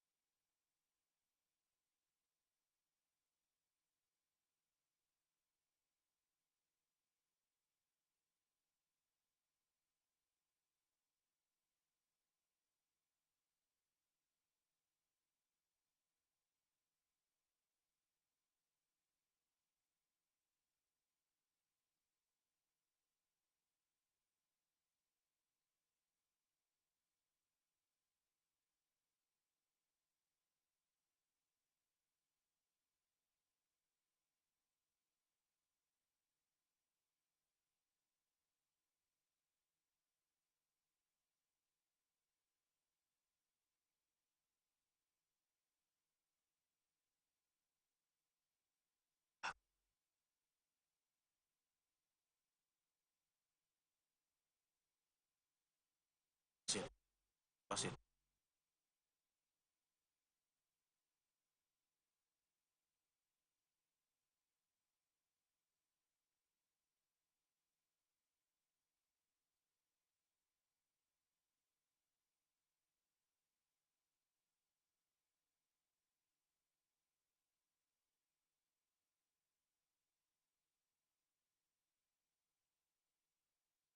Minister for Justice and Attorney General. Mr. Speaker, Mr. Deputy Speaker, I present the Public Service Management Amendment Bill 2024. Clerk. First reading, a bill for an act to amend the Public Service Management Act 1995 and for related purposes. Minister for Justice.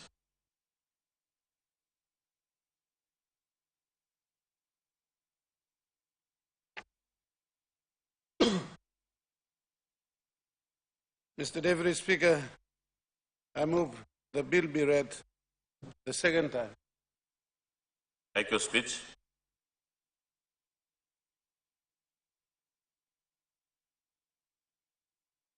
Thank you.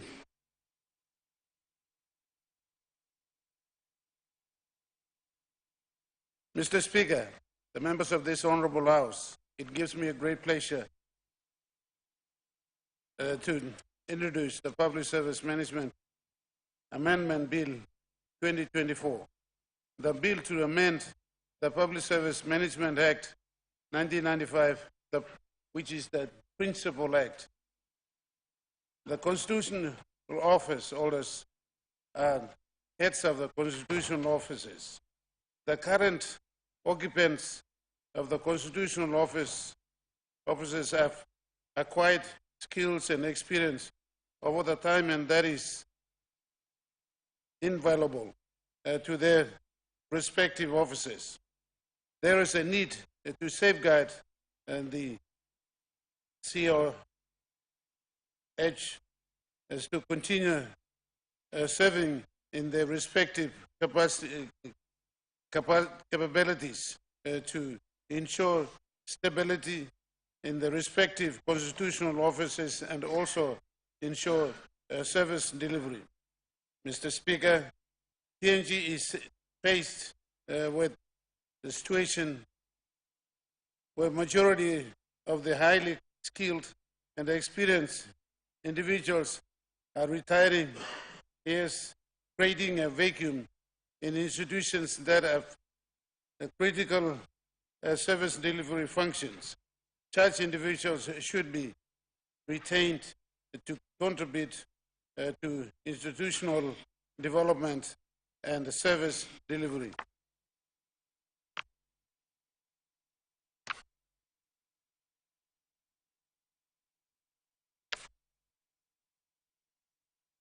Mr. Speaker, the knowledge and experience required to lead a constitutional office such as the TSC was initially founded upon some form of educational qualifications, which serves as the basis to lead or manage the Commission. The broadening, refining, and honing of that knowledge and experience is a skill that is acquired and mastered over a period of time by the senior officers. Once the senior officers retire, they take with them the much needed institutional knowledge and the job experience critical to providing the mandated service delivery, and in the cases of PSC, it is ensuring that there is institutional stability in the public sector, which comes from the tenure of the commissioners who have the responsibility to making decisions to suspend, revoke, and especially appointments that will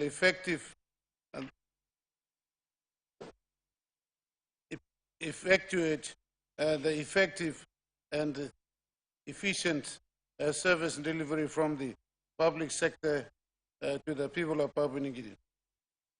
Mr. Speaker, the proposed amendment bill is to increase the retirement age of constitutional office holders to address the depleting experience, skills, and the huge institutional knowledge gap that is found in most of our institutions today. Senior officials who still have adequate years to contribute to strengthening our institutions and contributing to service delivery are not able to do so due to them reaching retirement age. Further, the proposed amendment bill to increase the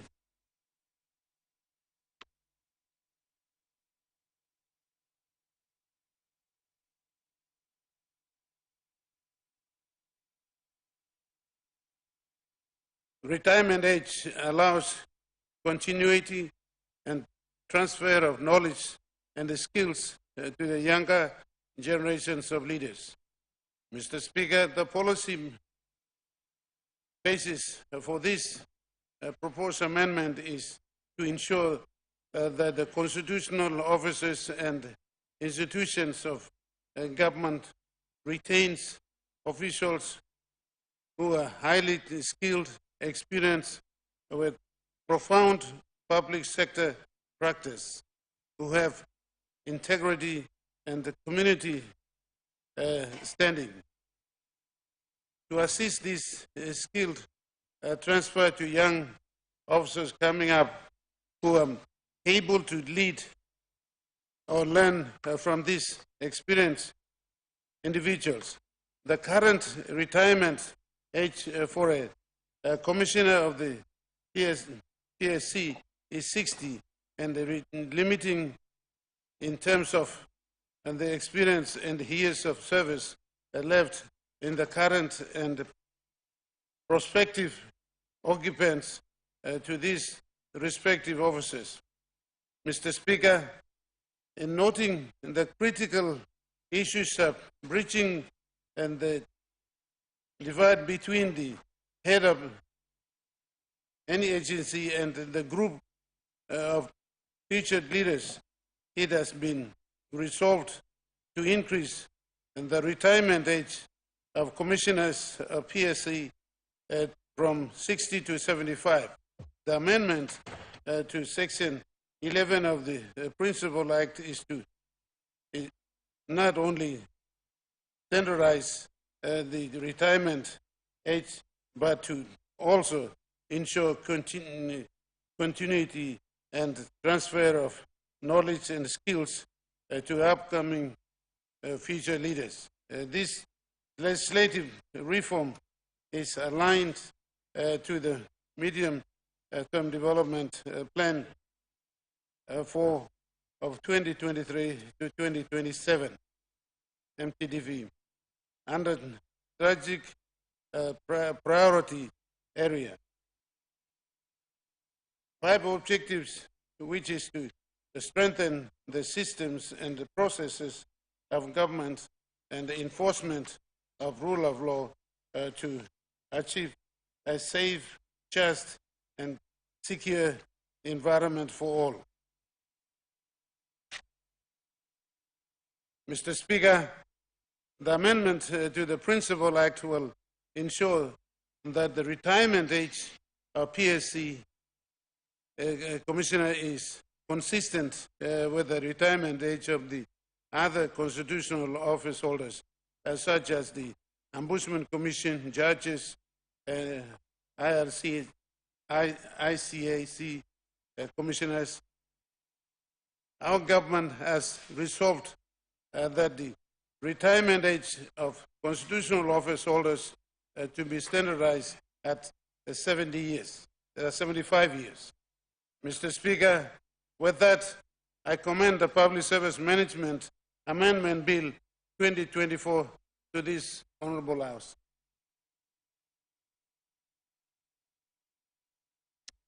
Question, instead the question be put.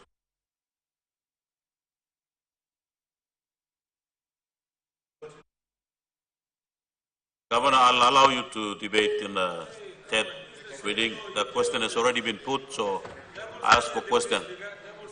Question be put. Those in favor say aye. Aye. And those against say no. The question is that the bill be now read the second time. Those in favor say aye. Aye. Those against say no. Ayes have it. Clerk. Second reading, a bill for an act to amend the Public Services Management Act 1995 and for related purposes. Minister for Justice. Mr. Speaker, I ask leave Parliament to move to the third reading forthwith. Leave granted. Minister for Justice.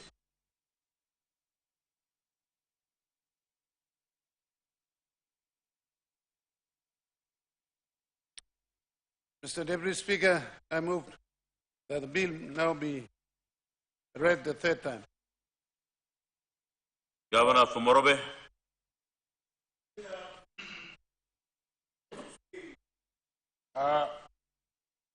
In support of the bill presented by the Attorney General and Minister for Justice in PNG. Mr. Speaker, I will support the bill, but I want to raise some concern. Mr. Speaker, Mr. Speaker, in relation,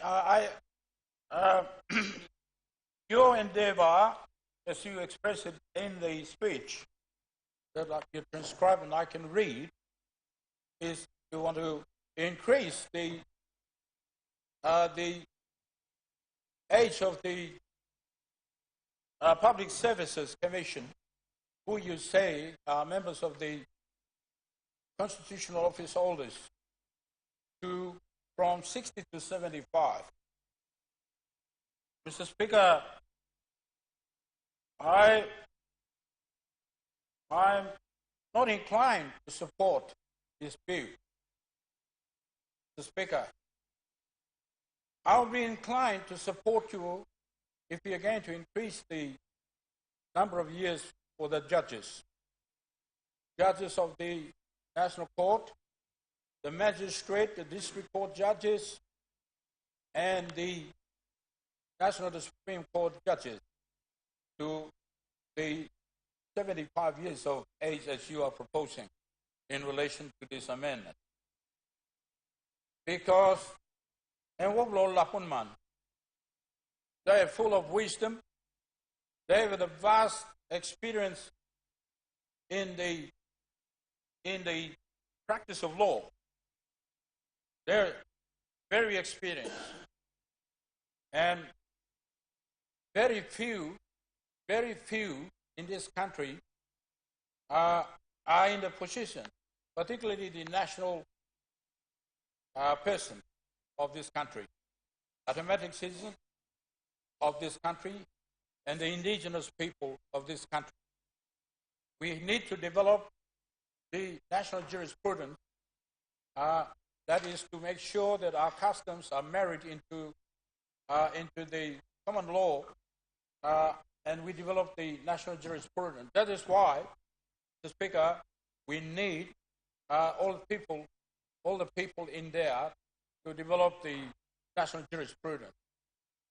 But in relation to the increase of ages from 60 to 70 in relation to the Public Services Commission, or for that matter, Public Solicitor's Office, which is also the constitutional office holders, or Public Prosecutor's Office, which is also constitutional office holder, or the Ombudsman Commission, which is also constitutional office holders, to increase their ages, I'm not inclined to support this bill. There are so many lawyers, there are so many skilled Papua New Guineans. We're not like that. This time as we are talking, we are not as 50 years ago. We are now talking about 50 years from there to now.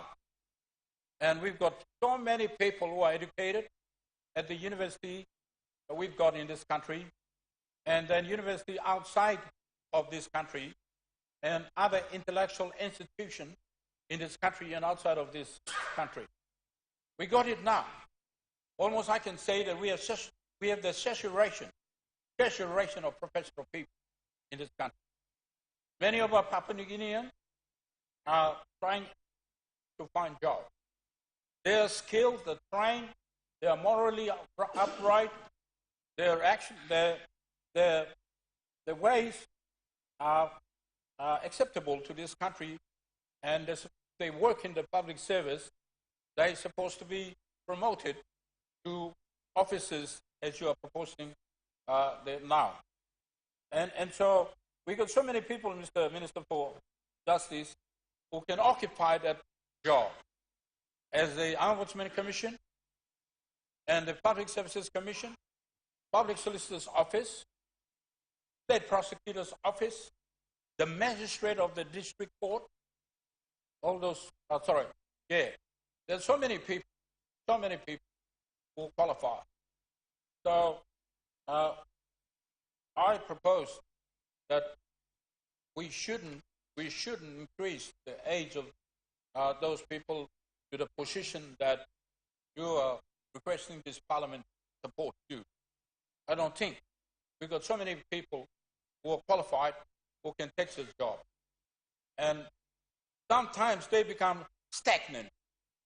They become stagnant in the office of the public, in the office of the Ombudsman Commission, in the office of the Public Service Commission that you are proposing. All right? And in the office of the Public Solicitor's Office. Public Solicitor's Office is not the vigor, the interest, the aggression that we had at the time when you're a defense barrister or the public prosecutor for that matter. I don't see it now with the greatest respect. I don't see it now. Not as before.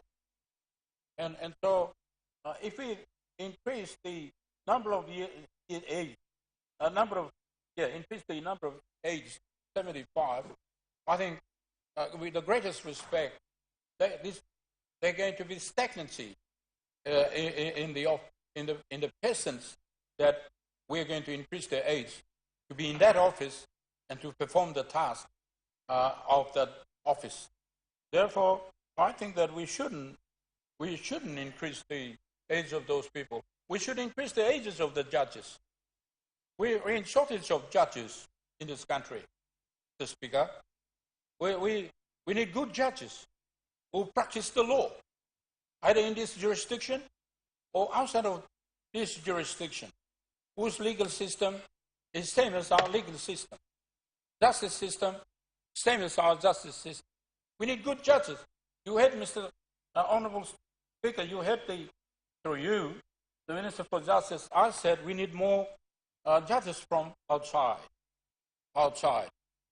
because their practice of law is immense, the long time, they have experience of law, and they were in the position to develop the national jurisprudence, help us to build the national jurisprudence. So in the area of judges of the National Court, in the area of judges of the Supreme Court, and in the area of judges of the appeal courts, we need to, of course, increase the number of years.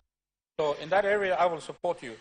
But with the greatest respect, Minister, I will support you, but also talk me to talk. Bian mo minute thing mo sem, you mean support him also when I'm you got plenty man all making this walk now all stop. Now you mean keep you one man pursue in die long end or peak long end or this kind by me continue to stop long this law office. And man am active, physically active, intellectually active, who can perform this task almost stop this war. But this me office long you buy movie go calm free long move go when I'm long the provinces or when I can have you buy free long movie go calm this kind you may need him long all in this kind line don't walk to this office. But all judges here all la hun mania all by no work all by sit down to na you go court na harim court walk long you go court na harim court na making decisions, you know, I plan the hard work by come up. Tayo blongol na, wisdom blongol, thinking I mean stop big to throw us na. Is that so you may give him more na, you may score him time blongol na, all by making this work. That's so long ordinary public servants. You may not think long, but you can increase it. So, Minister, sorry, me support him you, but concern below me raise him come to you. Now me not think long. Next time more, by you come long. Putting one plus bill long by increase him age from public service stay go long 75 years. You know thing. Of when I'm along public prosecutor of Islam by go long after some 16 I go on 75. I think you must give him go long all man 16 I go down. In fact I should finish long 55 years. You should come like 55 years. Now after 55 years all should finish long you less than 55 years you come long all in this walk. You like averaging 55. Sorry, you maralo pass them. You make him maralo walk. Come up council of place or come up committee of church or you come up pastor or when I'm patrello when I'm by me talking all over walking this walk. This slow walk. So Minister, me supporting you but also some talk look out me over to talk. Country blame me big country na plenty mania. All school go on like sawe like kilimor na stop long. You may put them all this walk them walk from move go come fast na talk fast na thinking fast na move fast. You know will sit down or some judges by in down ta so long office na come back na wagolo security more court case na about na writing decision. So Mr. Speaker, I support you, Honourable Minister. I'm concerned for me, you raise him. The Honourable Governor for ECP. Thank you, Mr. Deputy Speaker. While noting that this might be interesting in terms of what we are seeking to achieve, and I acknowledge that some work has been put in by the good minister and his staff in bringing these amendments to the floor, I have a few concerns. Chief amongst those concerns is that if you check the World Health Report on Papua New Guinea, our average life expectancy is around 65.4 years. And we are seeking to make an amendment here that would bring the retirement age of certain office holders to 75 years. In fact, 10 years more than what most average Papua New Guineans expect to live. So I'm worried about the logic behind all of this. For instance, why are we bringing these amendments? I'm aware, for instance, that there are some senior public office holders who are nearing retirement at 65, and they've tried to go and falsify their dates through the registry, and some of those documents, I believe, have come to NEC because they've been leaked in the public domain and we've read them. So I'm a little bit suspicious as to the timing of this particular amendment. Some line like Stabiat lo work na only come through na using one of kind system about lo try him law. So all by stab lo work. These are the things I think the good minister should really give us the full benefit of the facts. Like number one, how many office holders have been retired either at the current retirement age or only they were still able to perform and we retired them earlier. Out of all of these officers, what are the numbers? It would be nice to give the parliament and all of the leaders the benefit of when something can come up finish before, so based on that we can make a decision. To simply come and say, you know, the justification is that online got plenty of experience, now we want to keep them. Well, I mean, you could also write a book and pass on the knowledge and skills through a written medium. You don't necessarily need a person there. I mean, they can publish works in academic journals or whatever not. So, Sawe Blol na Tinting Blol can still stop one them Yumi.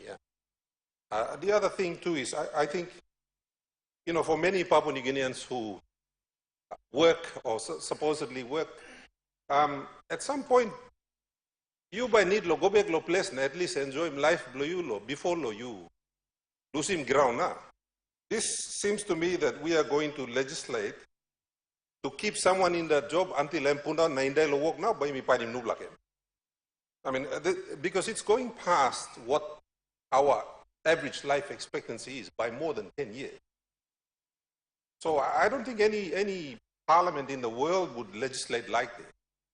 But I do support the governor for Morobe in that in our judicial system, we perhaps need to look at, like, once we look at our appeals court, for example, that we may need to keep some of our judges for life, you know, looking at some of the other jurisdictions around the world where they keep people like that because their wisdom and opinion is important in shaping future cases in law.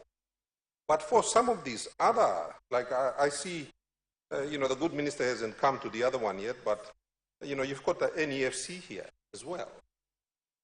You know, that's one of my favorite agencies of government, and no offense to some of the great people that have gone through that organization, but suffice to say, we should be very careful that we're not legislating just to protect some individuals who I know, with Yumi Plandi Save, they are already past retirement age, and they are hanging on to certain very important constitutional officers and their own reputations have been called into question. So I'm just scared of where this is leading, where we might be doing this just look out in one or two individuals without the benefit of the evidence. It'd be nice if the Minister for, the Attorney General, would present some evidence to justify. Amas plol good laman or liabrusim aids pinis na deslakain na. So, and if possible, justify specifically for which organizations do we need to do. I do agree with the argument for the judges, for instance, but to sort of go across the board and with the stroke of the same brush, just increasing, most of these people will be dead before they even hit 75. So it will make a laughing stock of the lawmaking ability and the lawmaking responsibility of this House, Mr. Deputy Speaker. Thank you, Long. Karim Loibla. Governor for Gulf. Thank you, Deputy Speaker. Mina plan di toktok. Toktok mila kokim. Government got right. So, usim age you go 75. Now, emas kokim law contract where we put in mandatory medical checks on inside the contract or kind man. To solve me like walking. We call him minister who sat the Minister law come. Don't look good law policies law government now. Make sure that they are protected. They are corporate identities. They have the knowledge of the organizations they're in, and they deserve to contribute if they want. And these age groups that extend their life and the contributions of such people need protection and they need to be looked after. So if I can ask the government that they ensure that in their contracts that they have mandatory medical checks every year and that the government does a review of these people, but they are an asset to the nation. And if they want to serve in those organizations up to the age limit, let them contribute towards building our country. Thank you, Mr. Speaker. The Honourable Member for Abba. Mr. Speaker, I'll be very short as well. But I stand not to support the proposed amendment. Consistent with what the Honourable Governor for ECPK is saying, specific to the Public Services Commission, PSC, I strongly recommend a major functional review be undertaken on this organization. Because I personally think, and having been a public service minister before, I don't think this particular agency of state is really at that level of judges or other constitutional office holders, except that the Constitution provides for it in Section 190. But I think the government has to undertake through the Minister for Public Service, for example, to undertake a major review of the functions, powers, and responsibilities of this organization. Second, we have to do the JD, the job description of the commissioners. What have they achieved? If you look at the two key functions that the minister has outlined in his statement, is to review public service personal matters.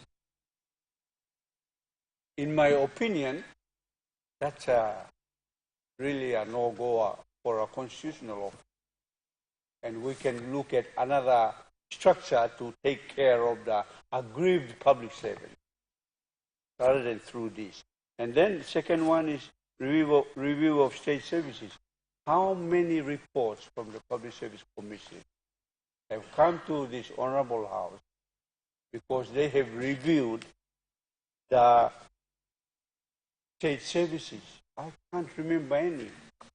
And so we are trying to reward the 3 commissioners to keep on sitting there for doing nothing much.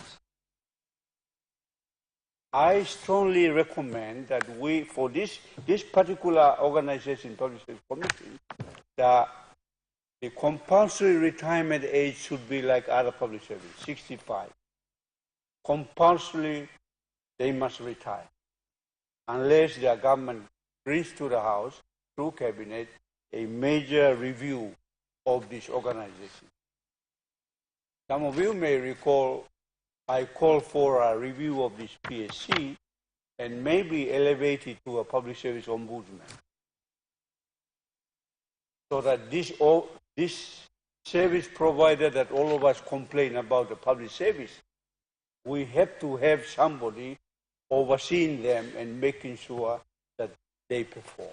But in my humble view, Mr. Deputy Speaker, I stand not to support this, and I strongly recommend that we get this proposed bill back and do some functional reviews, JDs, and then come back with a new look Public Service Commission or Public Service Ombudsman. Thank you, Deputy Speaker.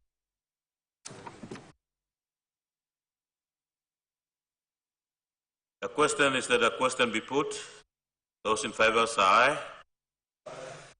Those against say no. Ayes have it. The question is that the bill be now read the 3rd time. Those in favor say aye. And those against say no. Ayes have it. Clerk.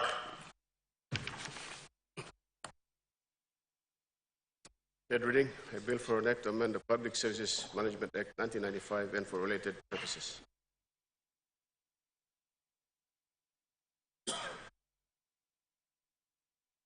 Thank you, Minister.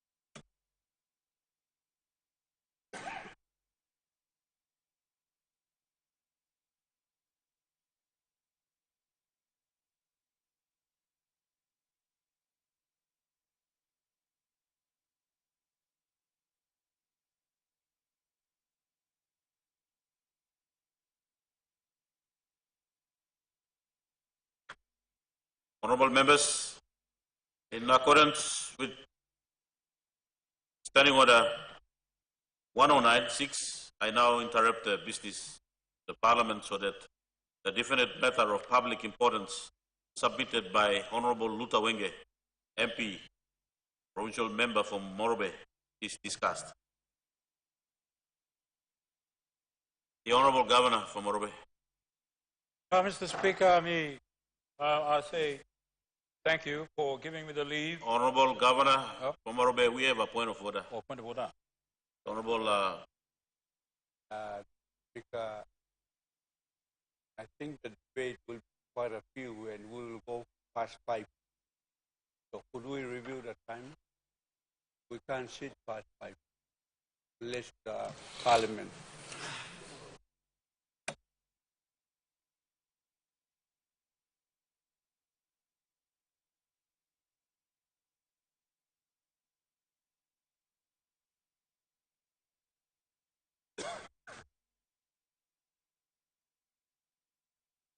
Honorable member for Abao, in other days, the Parliament session sits till 5 p.m., but except for Wednesday, on government business, Parliament sits until 8 p.m. So as we are on now Wednesday, the Parliament still can sit till 8 p.m.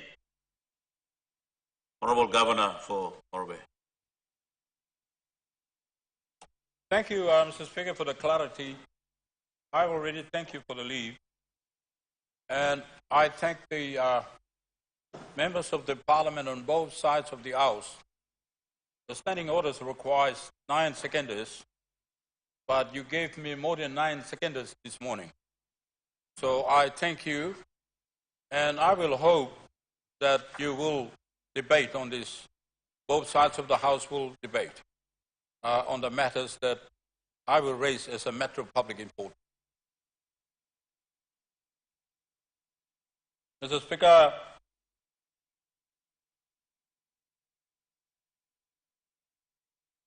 the matter of public importance is in relation to particularly on the state land, state leased land, in the city of Lae, in the city of Port Moresby, and other cities, Mr. Speaker, throughout our nation. In short, I will read my submission, which I have transcribed later, but to put you in the picture, Mr. Speaker, is that many of the state lease which has been acquired, properly acquired, by companies, by government department in the city of, in the towns and city of Papua New Guinea, they have acquired those leases, in, say, for instance, for education purposes, or setting up high school or primary school or whatever that may be. And same is true for health and others. And, Mr. Speaker, in relation to the company, they have applied to acquire the state lease to set up whatever business they may be. Now, many of the leases they've acquired, they have not developed those state leases consistent with the condition of those state leases that they've acquired. For instance, some companies have acquired those state leases. Unfortunately for some, they have been acquired by foreigners. They are Australian foreigners or British foreigners or whoever that may be. They have acquired them to put up businesses on that land, on that state land. And even those people who are living in Papua New Guinea, private people who applied to acquire the state land, they've acquired that state land for whatever purpose that may be. They've acquired them. Unfortunately, Mr. Honourable Speaker, having acquired those state leases, they have not developed those state leases consistent with the terms and conditions of the state lease. Some have not put any development on the lease for over 20 years, 30 years and 40 years. And when they do that, or the state lease is there, vacant, no development, our people, Mr. Speaker, Honourable Speaker, our people are people, we are not like other countries, like Australia or Britain or whatever. Our people are village people. Right in every part of Papua New Guinea, they are village people. Many of them have not been well educated. Only a few have been educated. They come to the city of Port Moresby. They come to the city of Lae. They go to the city of Rabaul, Pokopo. Or they go to Montenhagen. They go over there in sense of employment, Mr. Speaker. And they're not like birds that they're going to live on the trees. They're not like a fish that they're going to live in the sea with the fish. They're human beings. They need to settle on the land. And when they arrive there, they find that no land, and they see a land not been occupied, state lease, and nothing has happened on that land. They go and acquire, they live there. For instance, Bushuwara in the NCDC, Bushuwara, or 9 Mile. Bushwara or Wanimwara? Oh, sorry, Bushwara. Bushwara. Oh, sorry, Bushwara. Bushwara, sorry, you know Bushwara. Bushwara. They live on the Bushwara in the 9 Mile land. The land belongs to the New Guinea table birds, the main land holdings. Nothing is happened on this land. And our brothers from the Chimbo, our brothers from Light Horse, they come to reside on this land. And when they reside on this land, no complaint, Mr. Honorable Speaker. No complaint by the people who got the state land. They said, get out of my land. There's no such complaint. And they settle on this land, and they hand whatever they can hand, and some of them have built permanent infrastructure. National building, because I'm still close to the town. They can get it.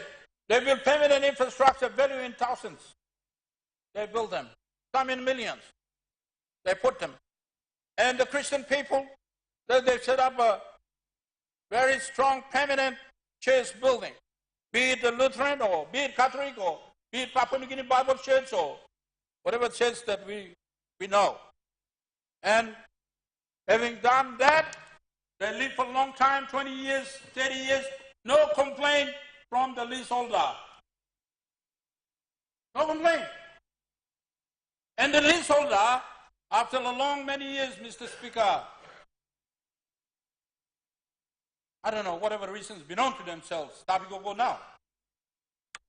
They go and get an order of the court to evict our citizen who come long way, place the country in Blongol. Normally you businessman, you one kind man so Blongol. Or come a long way, place. Or come make a living. Or come no simple. Or come long Yaramanda. Or come long Yanguru. Or come long what? Aitape. Or come no Pintapen. Or come no Kabo. Or come no Daru. Or come no Kirima. Or come ya. Country in Blongol. Or send all come ya. And then the landowner, the state leaseholder, that is the leaseholder, Mr. Speaker, comes to this small land, get an order of the court, evict them. They evict them. But these are people, Papua New Guineans, landowner, state leaseholder, I know you want something. On the ground, all come sit down there. And the police force, police blame me here. Some of the police blame me, so question him. When I'm decent below court, na all no sound humanity. Time you rush them all. All begin by go where? All begin all come up here, all by go where? All find him out there, all school is up here. You rush them all by go where? Rush him house all by go sleep where? All by go sleep and up and you are, You are some people of fishing. Money not go sleep and up and you are. Money go down on Nabi, so what and by sleep long whatever. Tell us all one time all peace about here or Marion about here. They gotta live on the land, Mr. Speaker. Now you may not consider him this plan, Mr. Speaker. Me big to worry and me cry. Me cry and me bring him this plan metro public of importance come here. Because me Papua New Guinea man. Me no come man no here. Me Papua New Guinea man. Because you seem stateless, you cannot develop him. So you don't have to develop him. You don't surrender him to release him back from Men's Department. Why you go on him stuff? You go on now, you see money now, you look at rushing more people. This is not right. I'm not right for citizen for you me. Also, I'm hearing this better public importance come. So you may talk to. And I'm Murbe block. One example. Murbe block on 9 Mile. Hey, all Koyari, all Papua, Mr. Speaker. All Koyari, all Papua. Now, Murbe been give him all ground on Papua compound on lay. Murbe give him all. Oh, sorry, Lord Papua, you know got ground us all like finding employment on steam for one something on lay. Now, Murbe give him ground there. Long over the Papua. You know, look Keramata so. All over the Papua, Koyario, Goilalao, Open the Tao, or provincia. Murbe give him all there. Also, now, all like back now, only give him ground on Tavia. But you will state or one em taso. Or give him all there. Or Koyari talk. They didn't walk him on something and doubles the ground there. You give him there. No more sit down on Davia. That's why no more with us. Sit down, please, Honorable Governor. Now, Honorable Member of Northwest, Protable Milon John, don't notice. All Murbi Krabna Maritim Ponemia, Wabekia. Murbi Krabna Maritim Taria. Murbi Maritim Sipikia. Murbi Maritim Keremaya, Samarai. Open the top, Maritimol. Now Murbe block in a Murbe block. Name Tasso Murbe block. That's so true. Papua New Guinea block. Papua New Guinea block, yeah? No, all education department sir come the issue not awesome. No ground reply, you play move. Yeah, but you know putting one or something on the ground, yeah?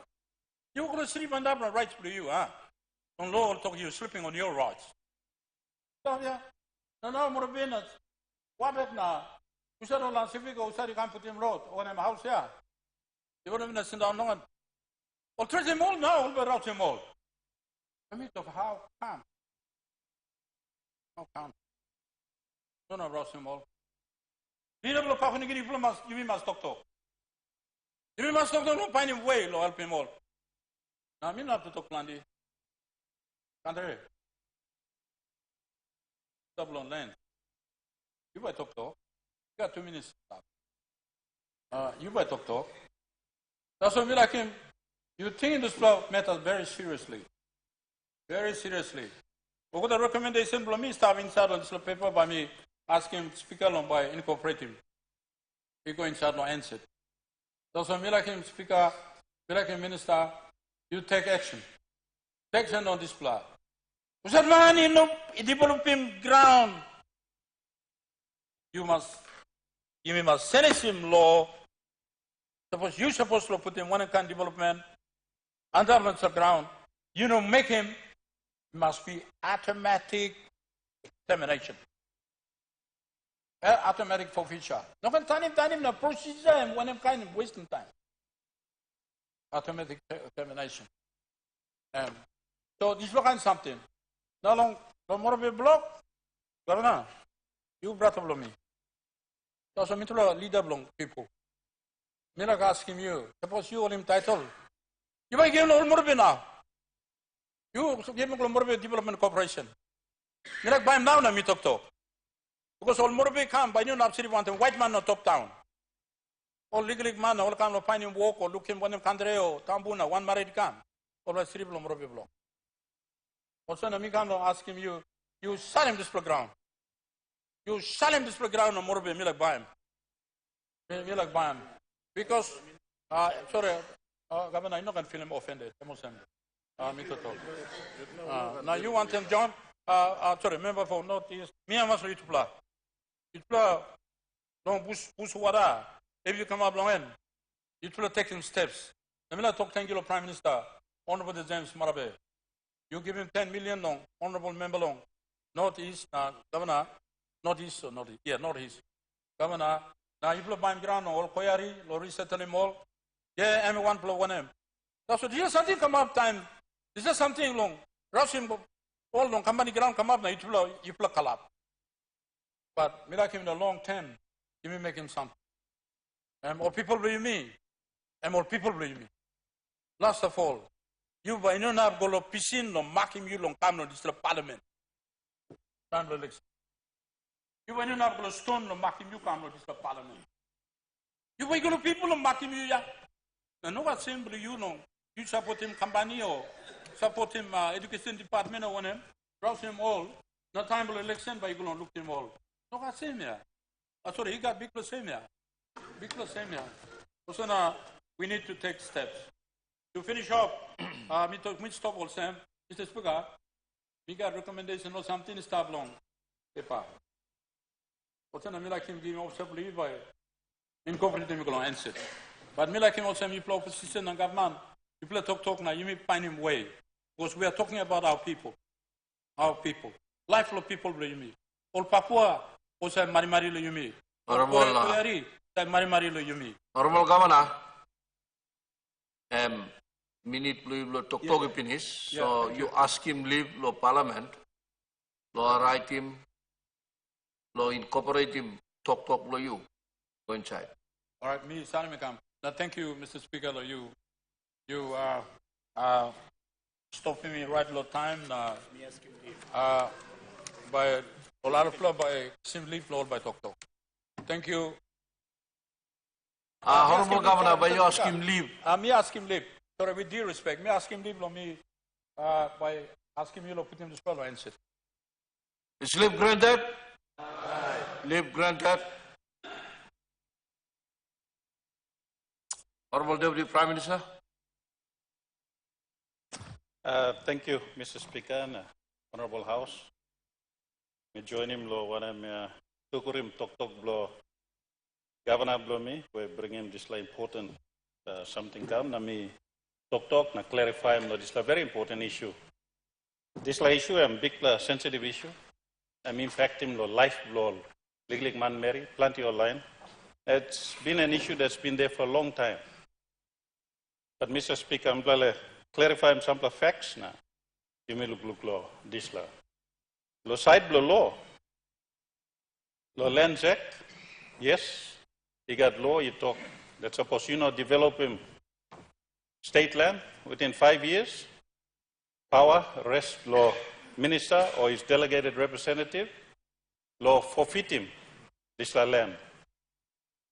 This la power and plenty time minister myself maybe have been exercising law forfeit him this land where line him ground na develop him. So law is stop. Say me no got law. The law, by my quote from the Lands Act, forfeiture of state lease under section 122 of the Lands Act. The minister may, by notice in the National Gazette, forfeit a state lease plus all the covenants in it. Too long to go into details. But all the land title will give him. He's got covenants for description. He stop inside. By law, he stop inside law, this is a state lease title. Now this like issue, lo plenty of line, ikisim bagarap, lo eviction, lo kind places of buswara, lo napla hap. Me sympathize with the disla. But as a minister responsible and a state minister, we must also explain him that lo disla, plenty all this lease. Been forfeit, sample been forfeit, but it been stopped now lo award him before lo time lo me plalo here. It was prior to 2019 that when this government took place. So it was 15 years, 20 years or something he been sit down. Plenty all this state lease is sit down land and before. Plenty blow this state lease, for example, lo buswara, and number one super ibn kisim. Number one super stop lo this la court case for about 12 to 13 years. All stop court lo this la court case. All kisim court, even after lands minister, he forfeit him. All kisim court, he go in up last year. All winning court, the Supreme Court. All winning court, the Supreme Court. So even as the lands minister, you cannot beat the power of the Supreme Court. Instructions, the order of the court. That's why number one super, he win him this like case, and our hands were tied, and number one super work him this like eviction. So government had to follow the rule of law. And the rule of law was done, and the orders granted by the Supreme Court. In that case also, the Yumitokla police use him. Police are obliged to follow the orders of the court. So the police followed that. So there is no fault on the police also. Let me clarify this. So we were restrained from helping online. Example, lo disla lo number one super, na sampla mo up to. But lo disla, government bluyumi, mipla bin talk what NCDC, na good member lo Mosby notice, the Honorable John Cowper, Amipla try and best plan, even up to the last minute. A governor, one a member, Honorable John Kaupa, were very instrumental in trying to help me assist online lo Buswara. Mipla try and organize the best possible way of finding alternative solutions. Me commend him, Governor, and me commend him, Honorable Kaupa lo Disla. Up until the last minute, so we had to look for alternatives, Mr. Speaker, because you saw all people blame me too. And Mipla sore longol. So Governor NCDC, na Honorable Kaupa, Mipla work one time, na Mipla find him alternative land, to assist him, planting blow displaced line. And yes, Mr. Speaker, me admit him that you make a big problem lo urban settlement in our urban peripheries of our cities and towns. And big problem true. And yes, me admit him, government, since independence, has never actually built one brand new suburb for our little people. Yes, I admit that. But the thing is, in the last 2 years, we have now tried to rectify that, Mr. Speaker.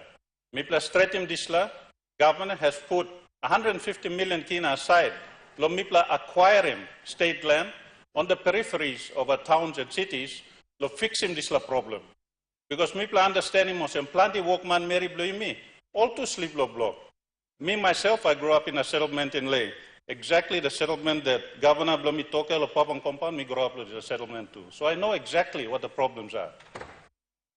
And those settlements were not, the settlement in Papang Compound was not an unplanned settlement. It was a good principled idea that all been working prior to 1975. Now this is a settlement all working where you got government lease titles for this settlement. And that is what Mipla trying to emulate him now. All urban periphery something. Now time Mipla working lo urban peripheries, Mipla must sit down on the papa ground, especially lo cities like Leh, or line blomi lo Ahi, now also or line blomi pla lo motu Koitabu na Koyari. All two, time Mipla like see ground wall, Mipla must kisim lo good way. Mipla must halbi more, straight him talk one more. Plenty line, all talk lo compulsory acquisition. That Minister for Lands, as myself, the incumbent minister, plenty time of the compulsory acquisition. The compulsory acquisition, time Mipla working in consultation with the landowners. Mipla talk, landowner talk, you right? Now Mipla compulsory acquire him. Mipla convert him got state lease so that Mipla can subdivide him and give him lo legally man Mary Blumi. Plenty man also talk lo affordable housing. On a clear good lo one something affordable housing. You got affordable housing lo middle class people, you got affordable housing, blow legally man marry blow you mere. And that Mipla try as government, Mr. Speaker, lo bring him this la price, blow affordable housing he go down. You know one place plus something. Lo bring him affordable housing down. First of all, you must acquire the land. Mr. Speaker, you must acquire him land pasem in consultation with all traditional landowners. Because government state lease in our towns and cities have run out. Plenty have run out. Government state leases, we only own 4%, Mr. Speaker, 4% of the total land mass in Papua New Guinea. We have to grow that to allow to build new suburbs, Mr. Speaker. Now also, bring him, buy him, agriculture and agriculture development. Land is the basis of all development. And for a country to prosper, we need to acquire more land. And that is something we have to do in close consultation with our landowners. Mr. Speaker, you mix him, all this la ground, plenty months I think, and easy that's all, you subdivide him ground, now you give him ground no man. You go cut him that's all block, now give him. Not so. The cost of developing a suburb per 400 square meter block is about 80,000 kina. Lo put him water, power, sewage, street light, organize something go down. You know, block a cutting block that's all. Survey fees, no something. So if you want to develop, say, a hectare, 1 hectare of development, you put the power, water, storage, or something go inside.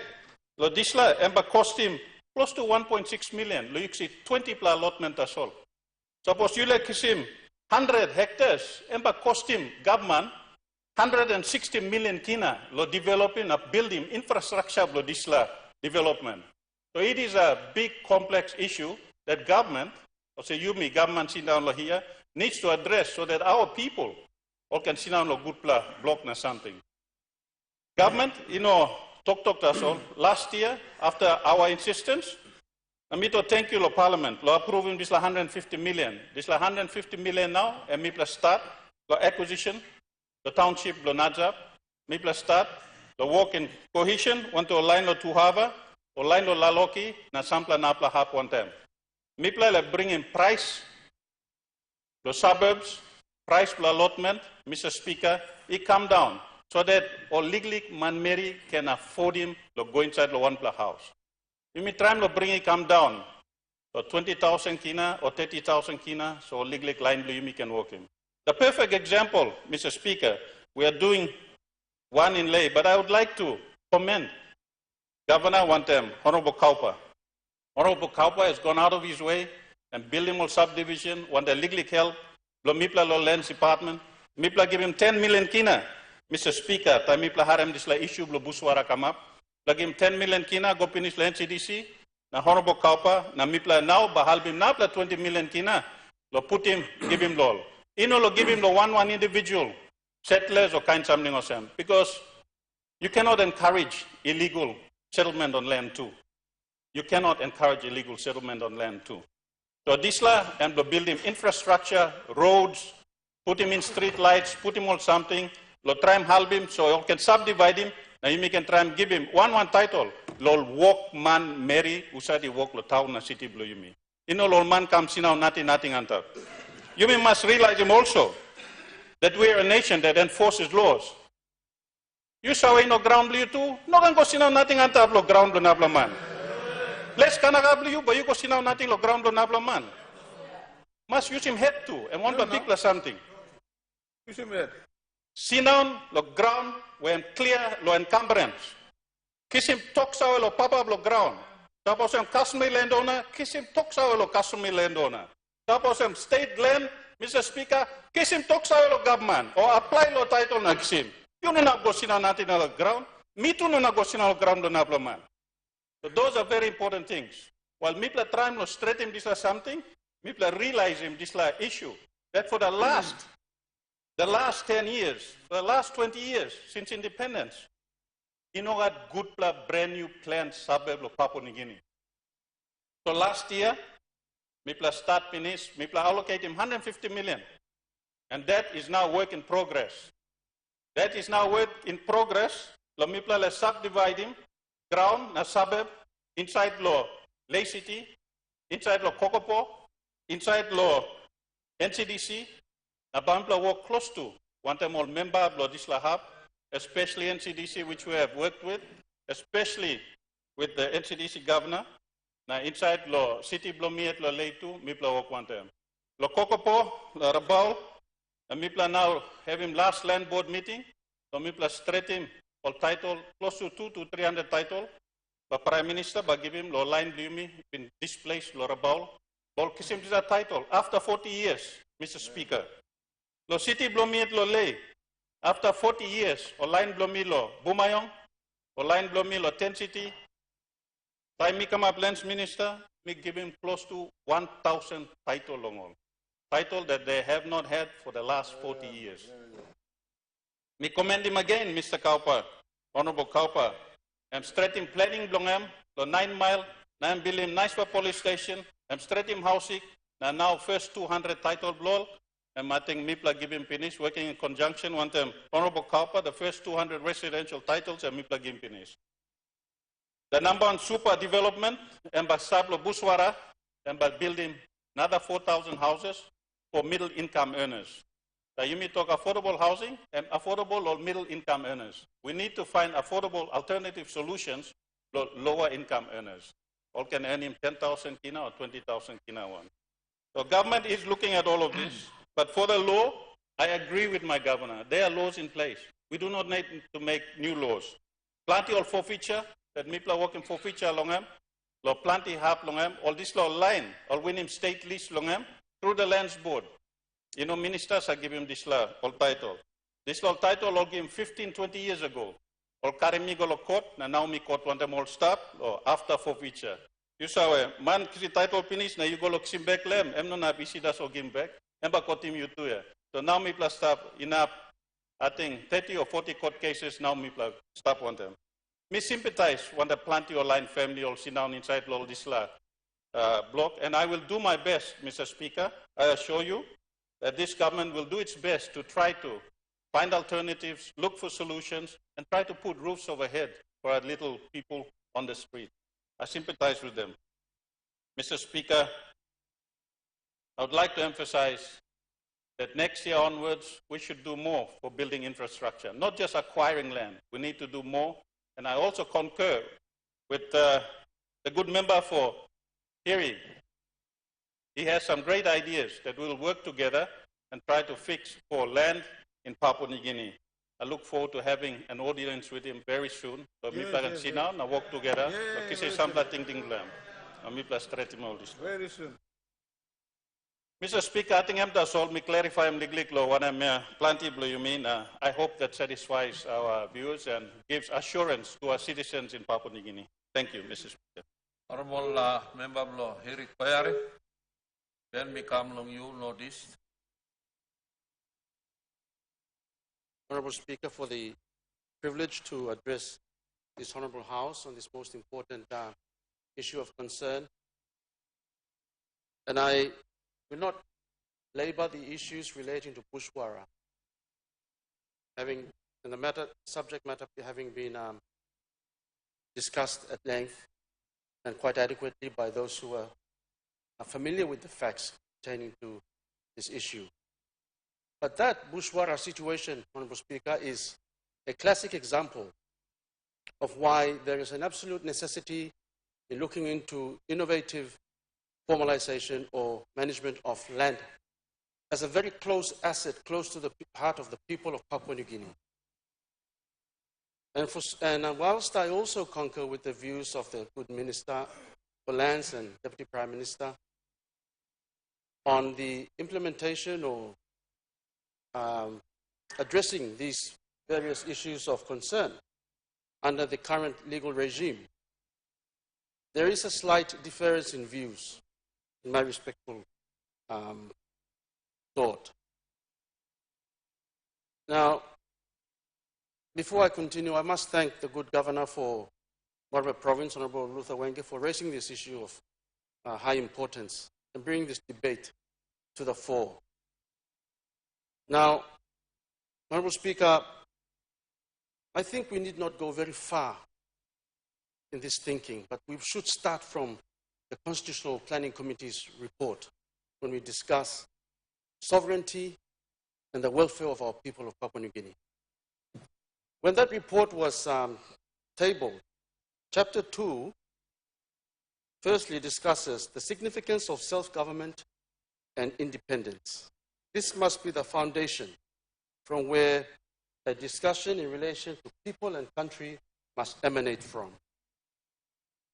See, our forefathers and the draftspersons of the Constitution, when they sat down, they wanted to design society as they should see it develop into the new Papua New Guinea. In 1974, our leaders who stood in the shoes that you and I now stand or wear had sat down and went through some deep thought. And when they made their recommendations, one of the very, very important ones they made as the rationale behind the national goals and directive principles was that we leaders and people must know, they said, and I quote paragraph 4 of the CPC introductory report, it says, we leaders and people must know where we want to go before we can decide how we should get there. Before a driver starts a motor car, he should first decide on his destination. Otherwise, his driving will be without purpose and will achieve nothing. We Papua New Guineans are now in the driving seat. The road which we should follow ought not be marked out so that all will know the way ahead. The committee believes that at present our country's leaders have a unique opportunity to change the existing foreign-imposed system of government. I repeat, the committee believes that at present our leaders have a unique opportunity to change the existing imposed system of government which is widely recognized as being inappropriate to our needs. This opportunity must be firmly grasped. As they saw back then, and while constitutions are designed to address tensions of any given time and place at any space of time, our unique constitution was developed so that it would be timeless. And today is that one such time this debate must be adequately addressed. It goes to the heart of property and people. When Papua New Guineans were given this land by God, He put us all here in our unique tribes of hundreds and thousands. The philosophy of property must firstly be addressed. We must firstly understand who we are first before we even try to implement the laws introduced by the white men as they were, and that we have been implementing for so long, as if to try to fit a square pole through a round hole. We are not addressing the problem. And while we continue to try to acquire land, which I must say is illegal, to acquire land from your customary landowners is already illegal. The Land Act itself that we relate to already renders it illegal. When you acquire land for settlements to be formalized, or settlements, settlers, or come man, or man come lo narpla province lo come na sit down. We are not fixing the problem. In fact, we are agitating the problem, and we are kicking this coke can down the street for another day to kick down. We are not arresting the situation. So we need to look deeper and understand why we want to implement law and what kind of law. We must provide a solution for the next 100 years. Not because you want to get re-elected in 2027. Provide a solution. This is social engineering and social structure.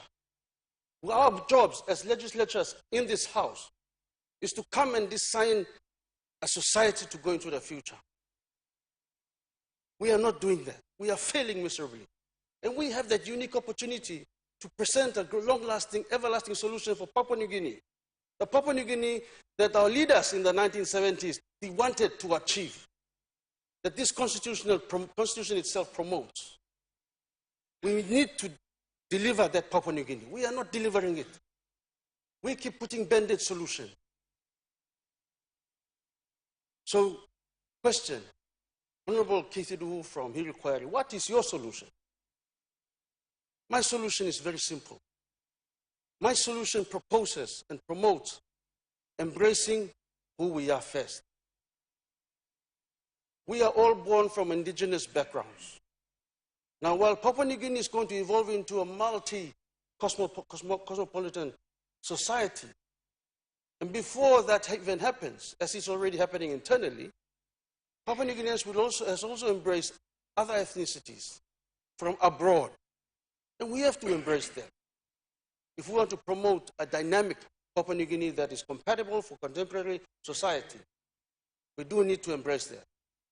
But before we even go to address that, we must firstly look after our own. Old man, you said to stop here, 1,000 years penis. What about them? What about our moms and dads who want to have a fighting chance? What about the reason why they firstly moved from the village to come and stay in the peri-urban centers of Port Moresby? What about them? What, we formalize a suburb and call them that we think we just fixed the situation? I think we should do that. There should be a two-pronged approach. One, we must promote thinking of empowering our people, our indigenous people. So this is not just a situation that will address Port Moresby or Lae, or Mount Hagen, or Goroka, or Town Tasso. It immediately addresses where our people reside in the village.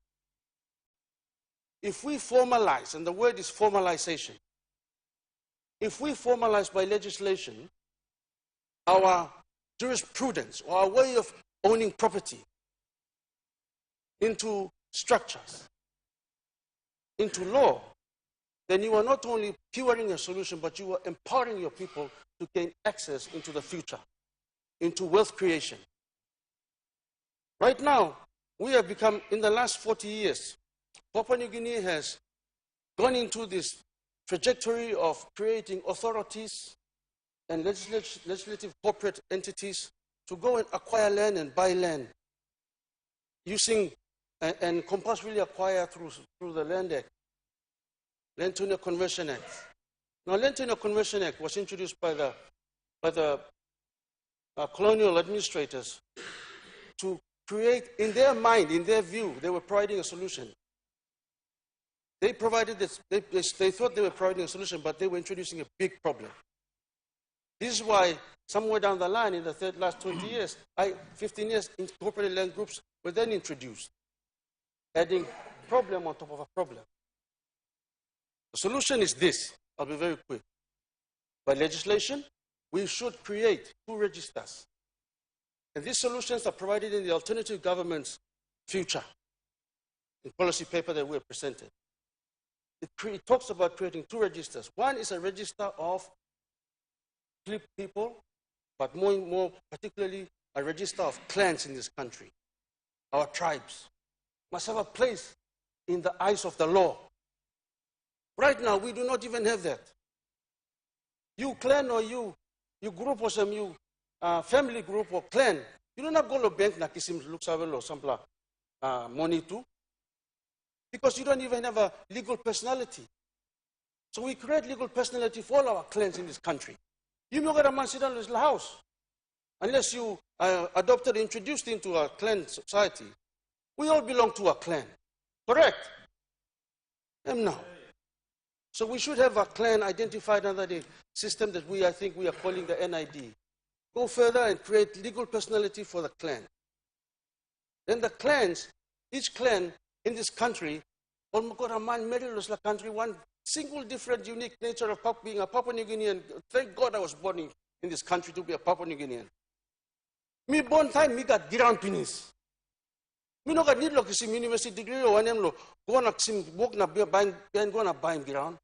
I am born with wealth. I have land. No got man register only, no got ground. Everybody has land, or at least has access to land. So that land must then be surveyed and given title in the name of, perpetually, in the name of the clan. Of course, that is not bankable. But what is bankable is a sub-interest which you will create out of that title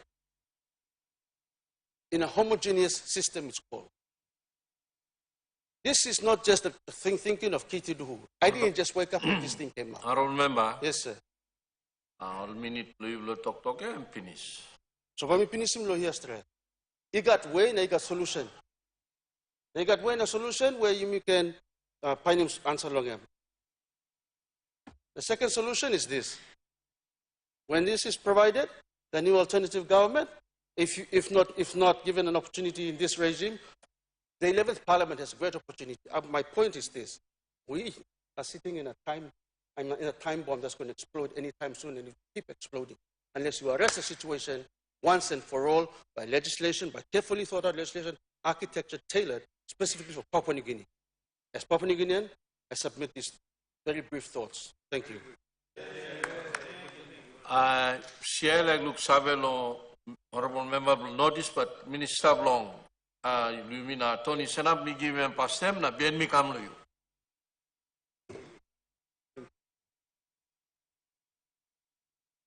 Mr. Nabna, sit down.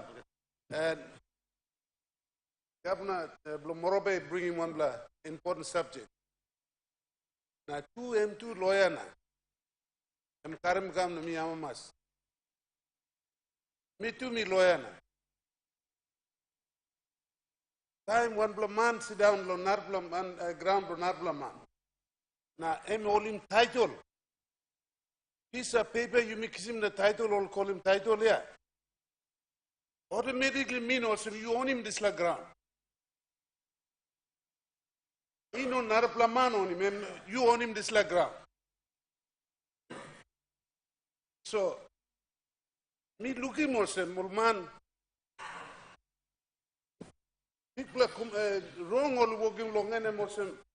All member from here long NCD. Governor want them. Only put him service against the ground for Narbla line. Give him water. Now only go sit down, walking road. Because we like kissing vote.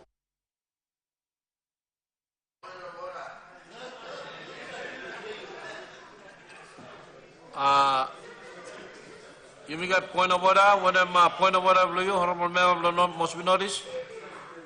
Mr. Speaker, I want the Honorable Minister to withdraw his statement because we are not here for political reasons, but it's a national government policy.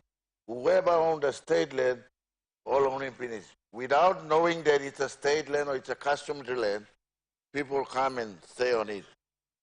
So now it comes to light that, oh, this is a customary land. This is a state land. So me and the governor, we are trying to implement a national government policy to make settlement to Sawen. And we are not promoting that one in the city as we passed the resolution in NCDC.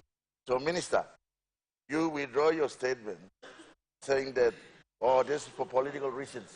They have been there already. Mr. Speaker, I want the minister to withdraw because it's not for political reasons. People have been there already. And they don't know whether it's a state land or not. Thank you, Mr. Speaker. Honorable Minister, statement long Honorable Member must be noticed and true. So you withdraw the copy of political reason. All right, Speaker, you talk all right. Me kamatim the soul.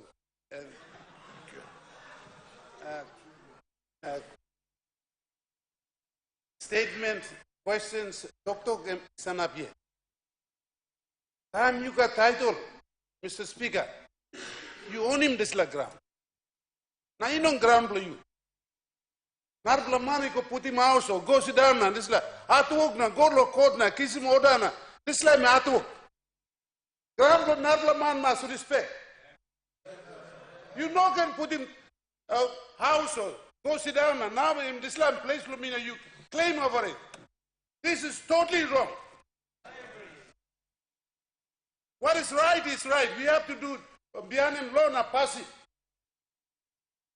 So please Milak ask him also.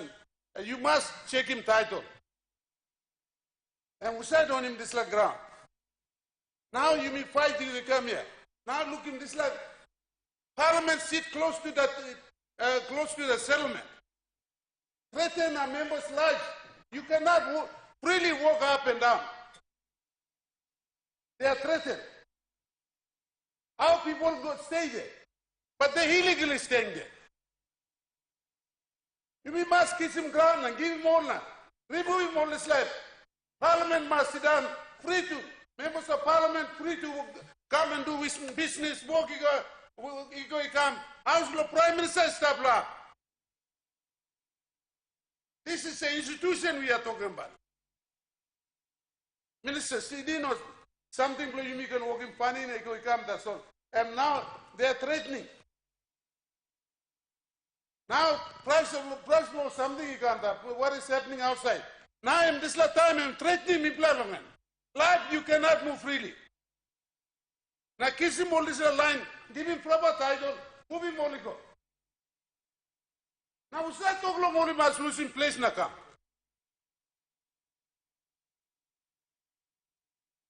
Time only can't stop me yet. We start talking in this life. How do you have time to move in this place? Honorable Minister, you may get Narbla point of order can. Honorable Governor Blong NCD, when point of order you. Me like Minister, I'm withdrawing the Satok Togo, so Usat Togo come to place. Planting line inside the settlement must be only employed long, public sector and private sector. For example, now 8 months we can talk you speaker of parliament or some you got online or work ICT department or work all sleep long up, all police too sleep long up, all teacher too sleep long up. So all man come nothing unemployed. So you put him this debate in context so and fail all side. Dr. Long Minister AG, am I right? But ikadas tu na man meri go sing ground na. You give me chance, speak up behind time, let me explain good. Thank you. Emra usim des lat tok. Honorable Minister.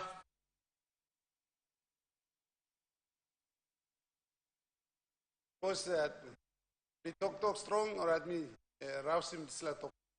That's all. M2 M lawyer M sabe some title M man all him title. Whole bank by demanding they must this passing you mean on behind him. And you mean Bahrain country. This title you stop good, you mean must be him road, you mean must be him lona. You mean that road is stop long and you mean must walk him straight something. Now otherwise you mean walk him nothing ikona. All Narabla man kiss him place, come inside, threatening, and this line no straight. You mean must be him passing. All losing place or at line to me come down. Easy way long talk to one the more na kiss him ground next time. It no can settle him nothing. Settle him not. Me like me put him development, you know not put him development. All man talk me stop on the slab na him ground blomina, claim him na. He go he come this line no straight. Governor, please take him serious or same. You must kiss him all and put him on good place. Government can ban, you know, me commend him. Member must be noticed. I'm working good plan. Okay, now you can rouse him all this line more of a block too. If it means for them to go, they have to go. That's the education department there. So we must give him an easy long, rouse him all, give him money now. Buy another ground and give him all carton block and give him all, put him in infrastructure or some roads, power line, all this line, and you must give him all. And ground another line. System you must force only kiss him. Only kiss him when him. Only talk your right, sit down long in, only can sit down. That's all. No God. So my point is clear. You must kiss him title like me stop. He got money on him ground long and some like me are also this lab only kiss him title like developing me only not developing. Simply because all money stop. So you must him system na passing. And passing you may make him M by now. Now you may talk long and M by you must think good na talk. Please you may all members lawyer no can defend him. Ground blow Narbla line. League line. One individual got the title. How can he fight? How far can he go? I mean, like, you all we put him, threatening him. He got right. He spent money to acquire that land. And it's something you must respect him. Individual's right. At time you may like walk him or Narbla say, cater him or look at him all this line. And all must initially all must come legally all must come na start. So all same nami got legally concerned. Nami been defending some case long up. One man, labun man, married, two man, married, kissing grand finish, all land body, abori. That's all now only known have gone said. All this only goes in and finish. So these are cases where this is happening. So Mr. Speaker, me raise him that so long time. Me talk to on ground. Please consider this individual title holders right. Thank you. Honorable Member must be noticed. Speaker, me like to thank you, Governor Morobe, raise him this very important security and welfare of people blowing Papua New Guinea. Especially the city blowing capital city. Over the time, if the governor walk like I'm city, planting money. Now you are raising the cost of people in the city dwelling on a state land. Natula must be looking. I respect the indigenous people of Moitu Koitabu because ground only can pass one time city of Port Moresby. Now Mibla city looks our finish the same. A lot of people are migrating to the city. Why they are migrating to the city? Simple question. Are you going to answer it? Plenty of governor talk finish. They come here because they find employment. They want to put their kids to better school. Because low place you play stuff. I don't know whether you do a development in your districts, in your provinces. You apply the district, you apply the province, and then people start to find a better place to live. And then they migrate to the city like hell, nobody's business. And then now you are talking about minister. You are talking about a state land. The state land are owned by state institutions. And customary land owned by customary landowners. And then people like the customary land. People say, killing one people through my blood, pay some money, agreement in place, traditionally. Now people are going to stop. Now state land, owned by institutions like Education Department, owned by Department of Agriculture. All of the state owning. And you can't even develop your state land. And people migrate into the city and all by them. This is like Bush stop nothing. 30 years back. And then only going to stop finish. And then nobody talked about it. And then Bushwara now we talk about them. Under UDL, posted 21585756. And then he come like education ground, Makana Morabe, posted 1006, where Governor Morabe talked on it. Those are state land. You can't develop. So somebody pretend like a Koyari and then talk me for our ground here, Salif. Do you ever one time go to Bushwater and see the kind of structure they are putting? Hey, what put a swimming pool now? A structure that you can't believe. It's like another town employer. And then you said you are developing. Governor, you want a member of must be noticed, a member of South now, putting a development there. Hey, where there's people, this is our job. Basic services must go. Whether it's illegal or legal, it must go. They need to live. The welfare. So if you are on a state land like Bushwara or education, posted 100, more than 20,000 people there, how are you going to remove it? Tell me. Honorable member of notice, you will cross the minister through Mr. that Speaker, chair. Through that chair. I mean, I'm too emotional, but they created a job for me in the city. That's why the migration of people in the city is very high, and we can't even push them out because, that's why we want to adopt the national government policy of settlement to Sawa program. That's the only way out. That's why I thank the Deputy Prime Minister, Marvin Rosso government to allocate 10,000 already to NCDC, 10 million, and another 20 million coming. And that is to accommodate your people, my people, and Papua New Guinea here. So I would like to also silence the institution that you own the land. You must start fencing. You make a customary ground on him. Every time you go to one block target or not, and then you put a signboard or target stuff, you know that, oh, I'm ground blooming.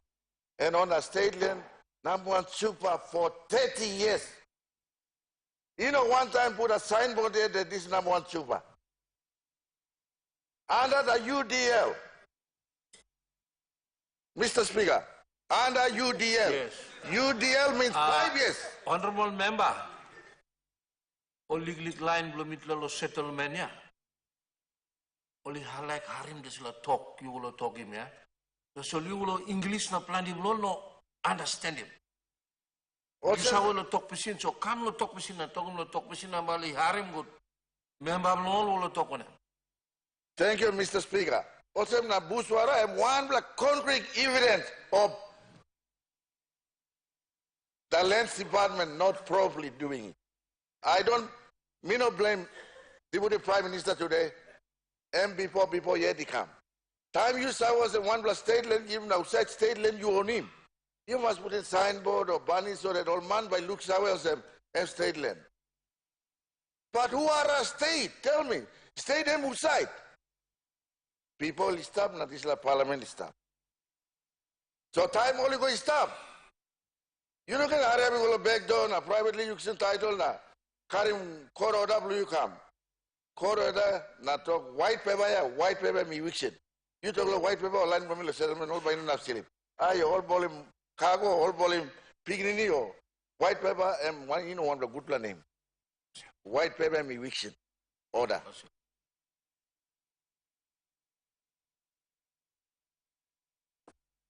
You make a one point of order. Honorable Minister, one point of order, you.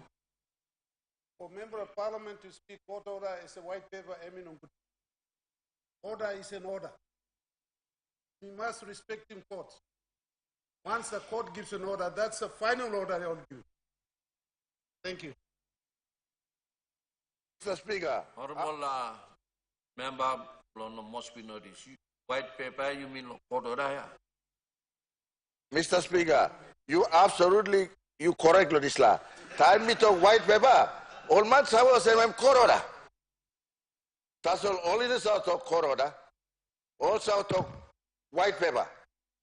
General literal meaning blow or line blow you will say. Also na me sim disla. Okay. Also minister me talk court me court.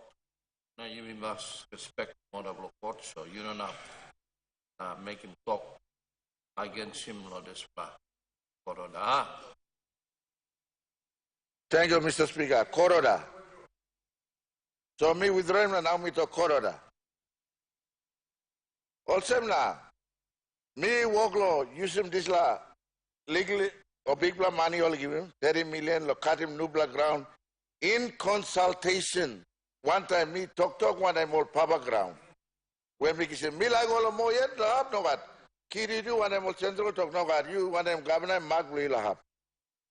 Sorry, honorable member, by you talk, kidu do who? Honorable member, blow, Hiri Koyare. Blow Hiri Koyare. Yes. Thank you. Because by Suru or ground blow, people blow me. You will take. Thank you, Mr. Speaker. I withdraw that. Honorable member Lohiri Koyari. Also, na mibla try la line him online lo legally have customary land where mibla got long end. Me cut him 62 hectares finish, 86 hectares finish. Now me put in tender or normal process lo public funds. The expression of interest you go out lo contractor come, and then by working settlement to suburb, road you go inside where power by go, water by go long end. Now by start of next month, one black block number. You go to Lands Department, we walk on them all, at least 62 hectares, but make it close to 900 to 1,000 title. Now you go down 8 man, I mean by start law, put him all man. And Mr. Speaker, on that note too, me like talk sawe to the plural parliament that maybe NTTC now, maybe in a promoted settlement. Uside line blue establish city, state land, or uside establish hub where he got eviction exercise. When we walk him, so that we must have a reserve land. Also now we walk him. So that we stop na we blab him and must put him straight or one up all by go. So now this exercise we walk him stop. Now thank you long Minister for lands gives some money finish, but you go next year, but we need more money so that we all contribute to the policy of national government and the settlement to serve program. People must exercise some city lawyer past time. So lo talk lo number one. Governor lo morbe, me been right finish. You go to potion 1006 more than 20,000 money stop. So honorable member, siya interrupt you now. Time we will talk finish now. Also, all honorable members, me understand him this issue and one important issue. Now you may all like discuss now talk long end. no good minister, you must get one blood time where you must bring him. One blood paper come about him this issue. Now you can discuss more yet long end. And now talk all discussion in past of this matter where of importance where Honorable Governor Blomorbe and me bring him come and time long and me finish now, so me interrupt him or some share interrupt him talk now. Now two time we have finish now Parliament now and me adjourn go 10 o'clock tomorrow morning. When I'm point over W. Also, Wednesday government business, so you mean by sitting going up 8 o'clock. People like debate lots like issue. A very important issue. Long display discussion yeah, of matter of importance and by discussion long in 1 hour. The discussion long is start around 4:30. Now 5:30 we finish and we'll go long. 6 o'clock now, all same now. And you may be any more same. So Parliament is now adjourned to 10 o'clock tomorrow morning.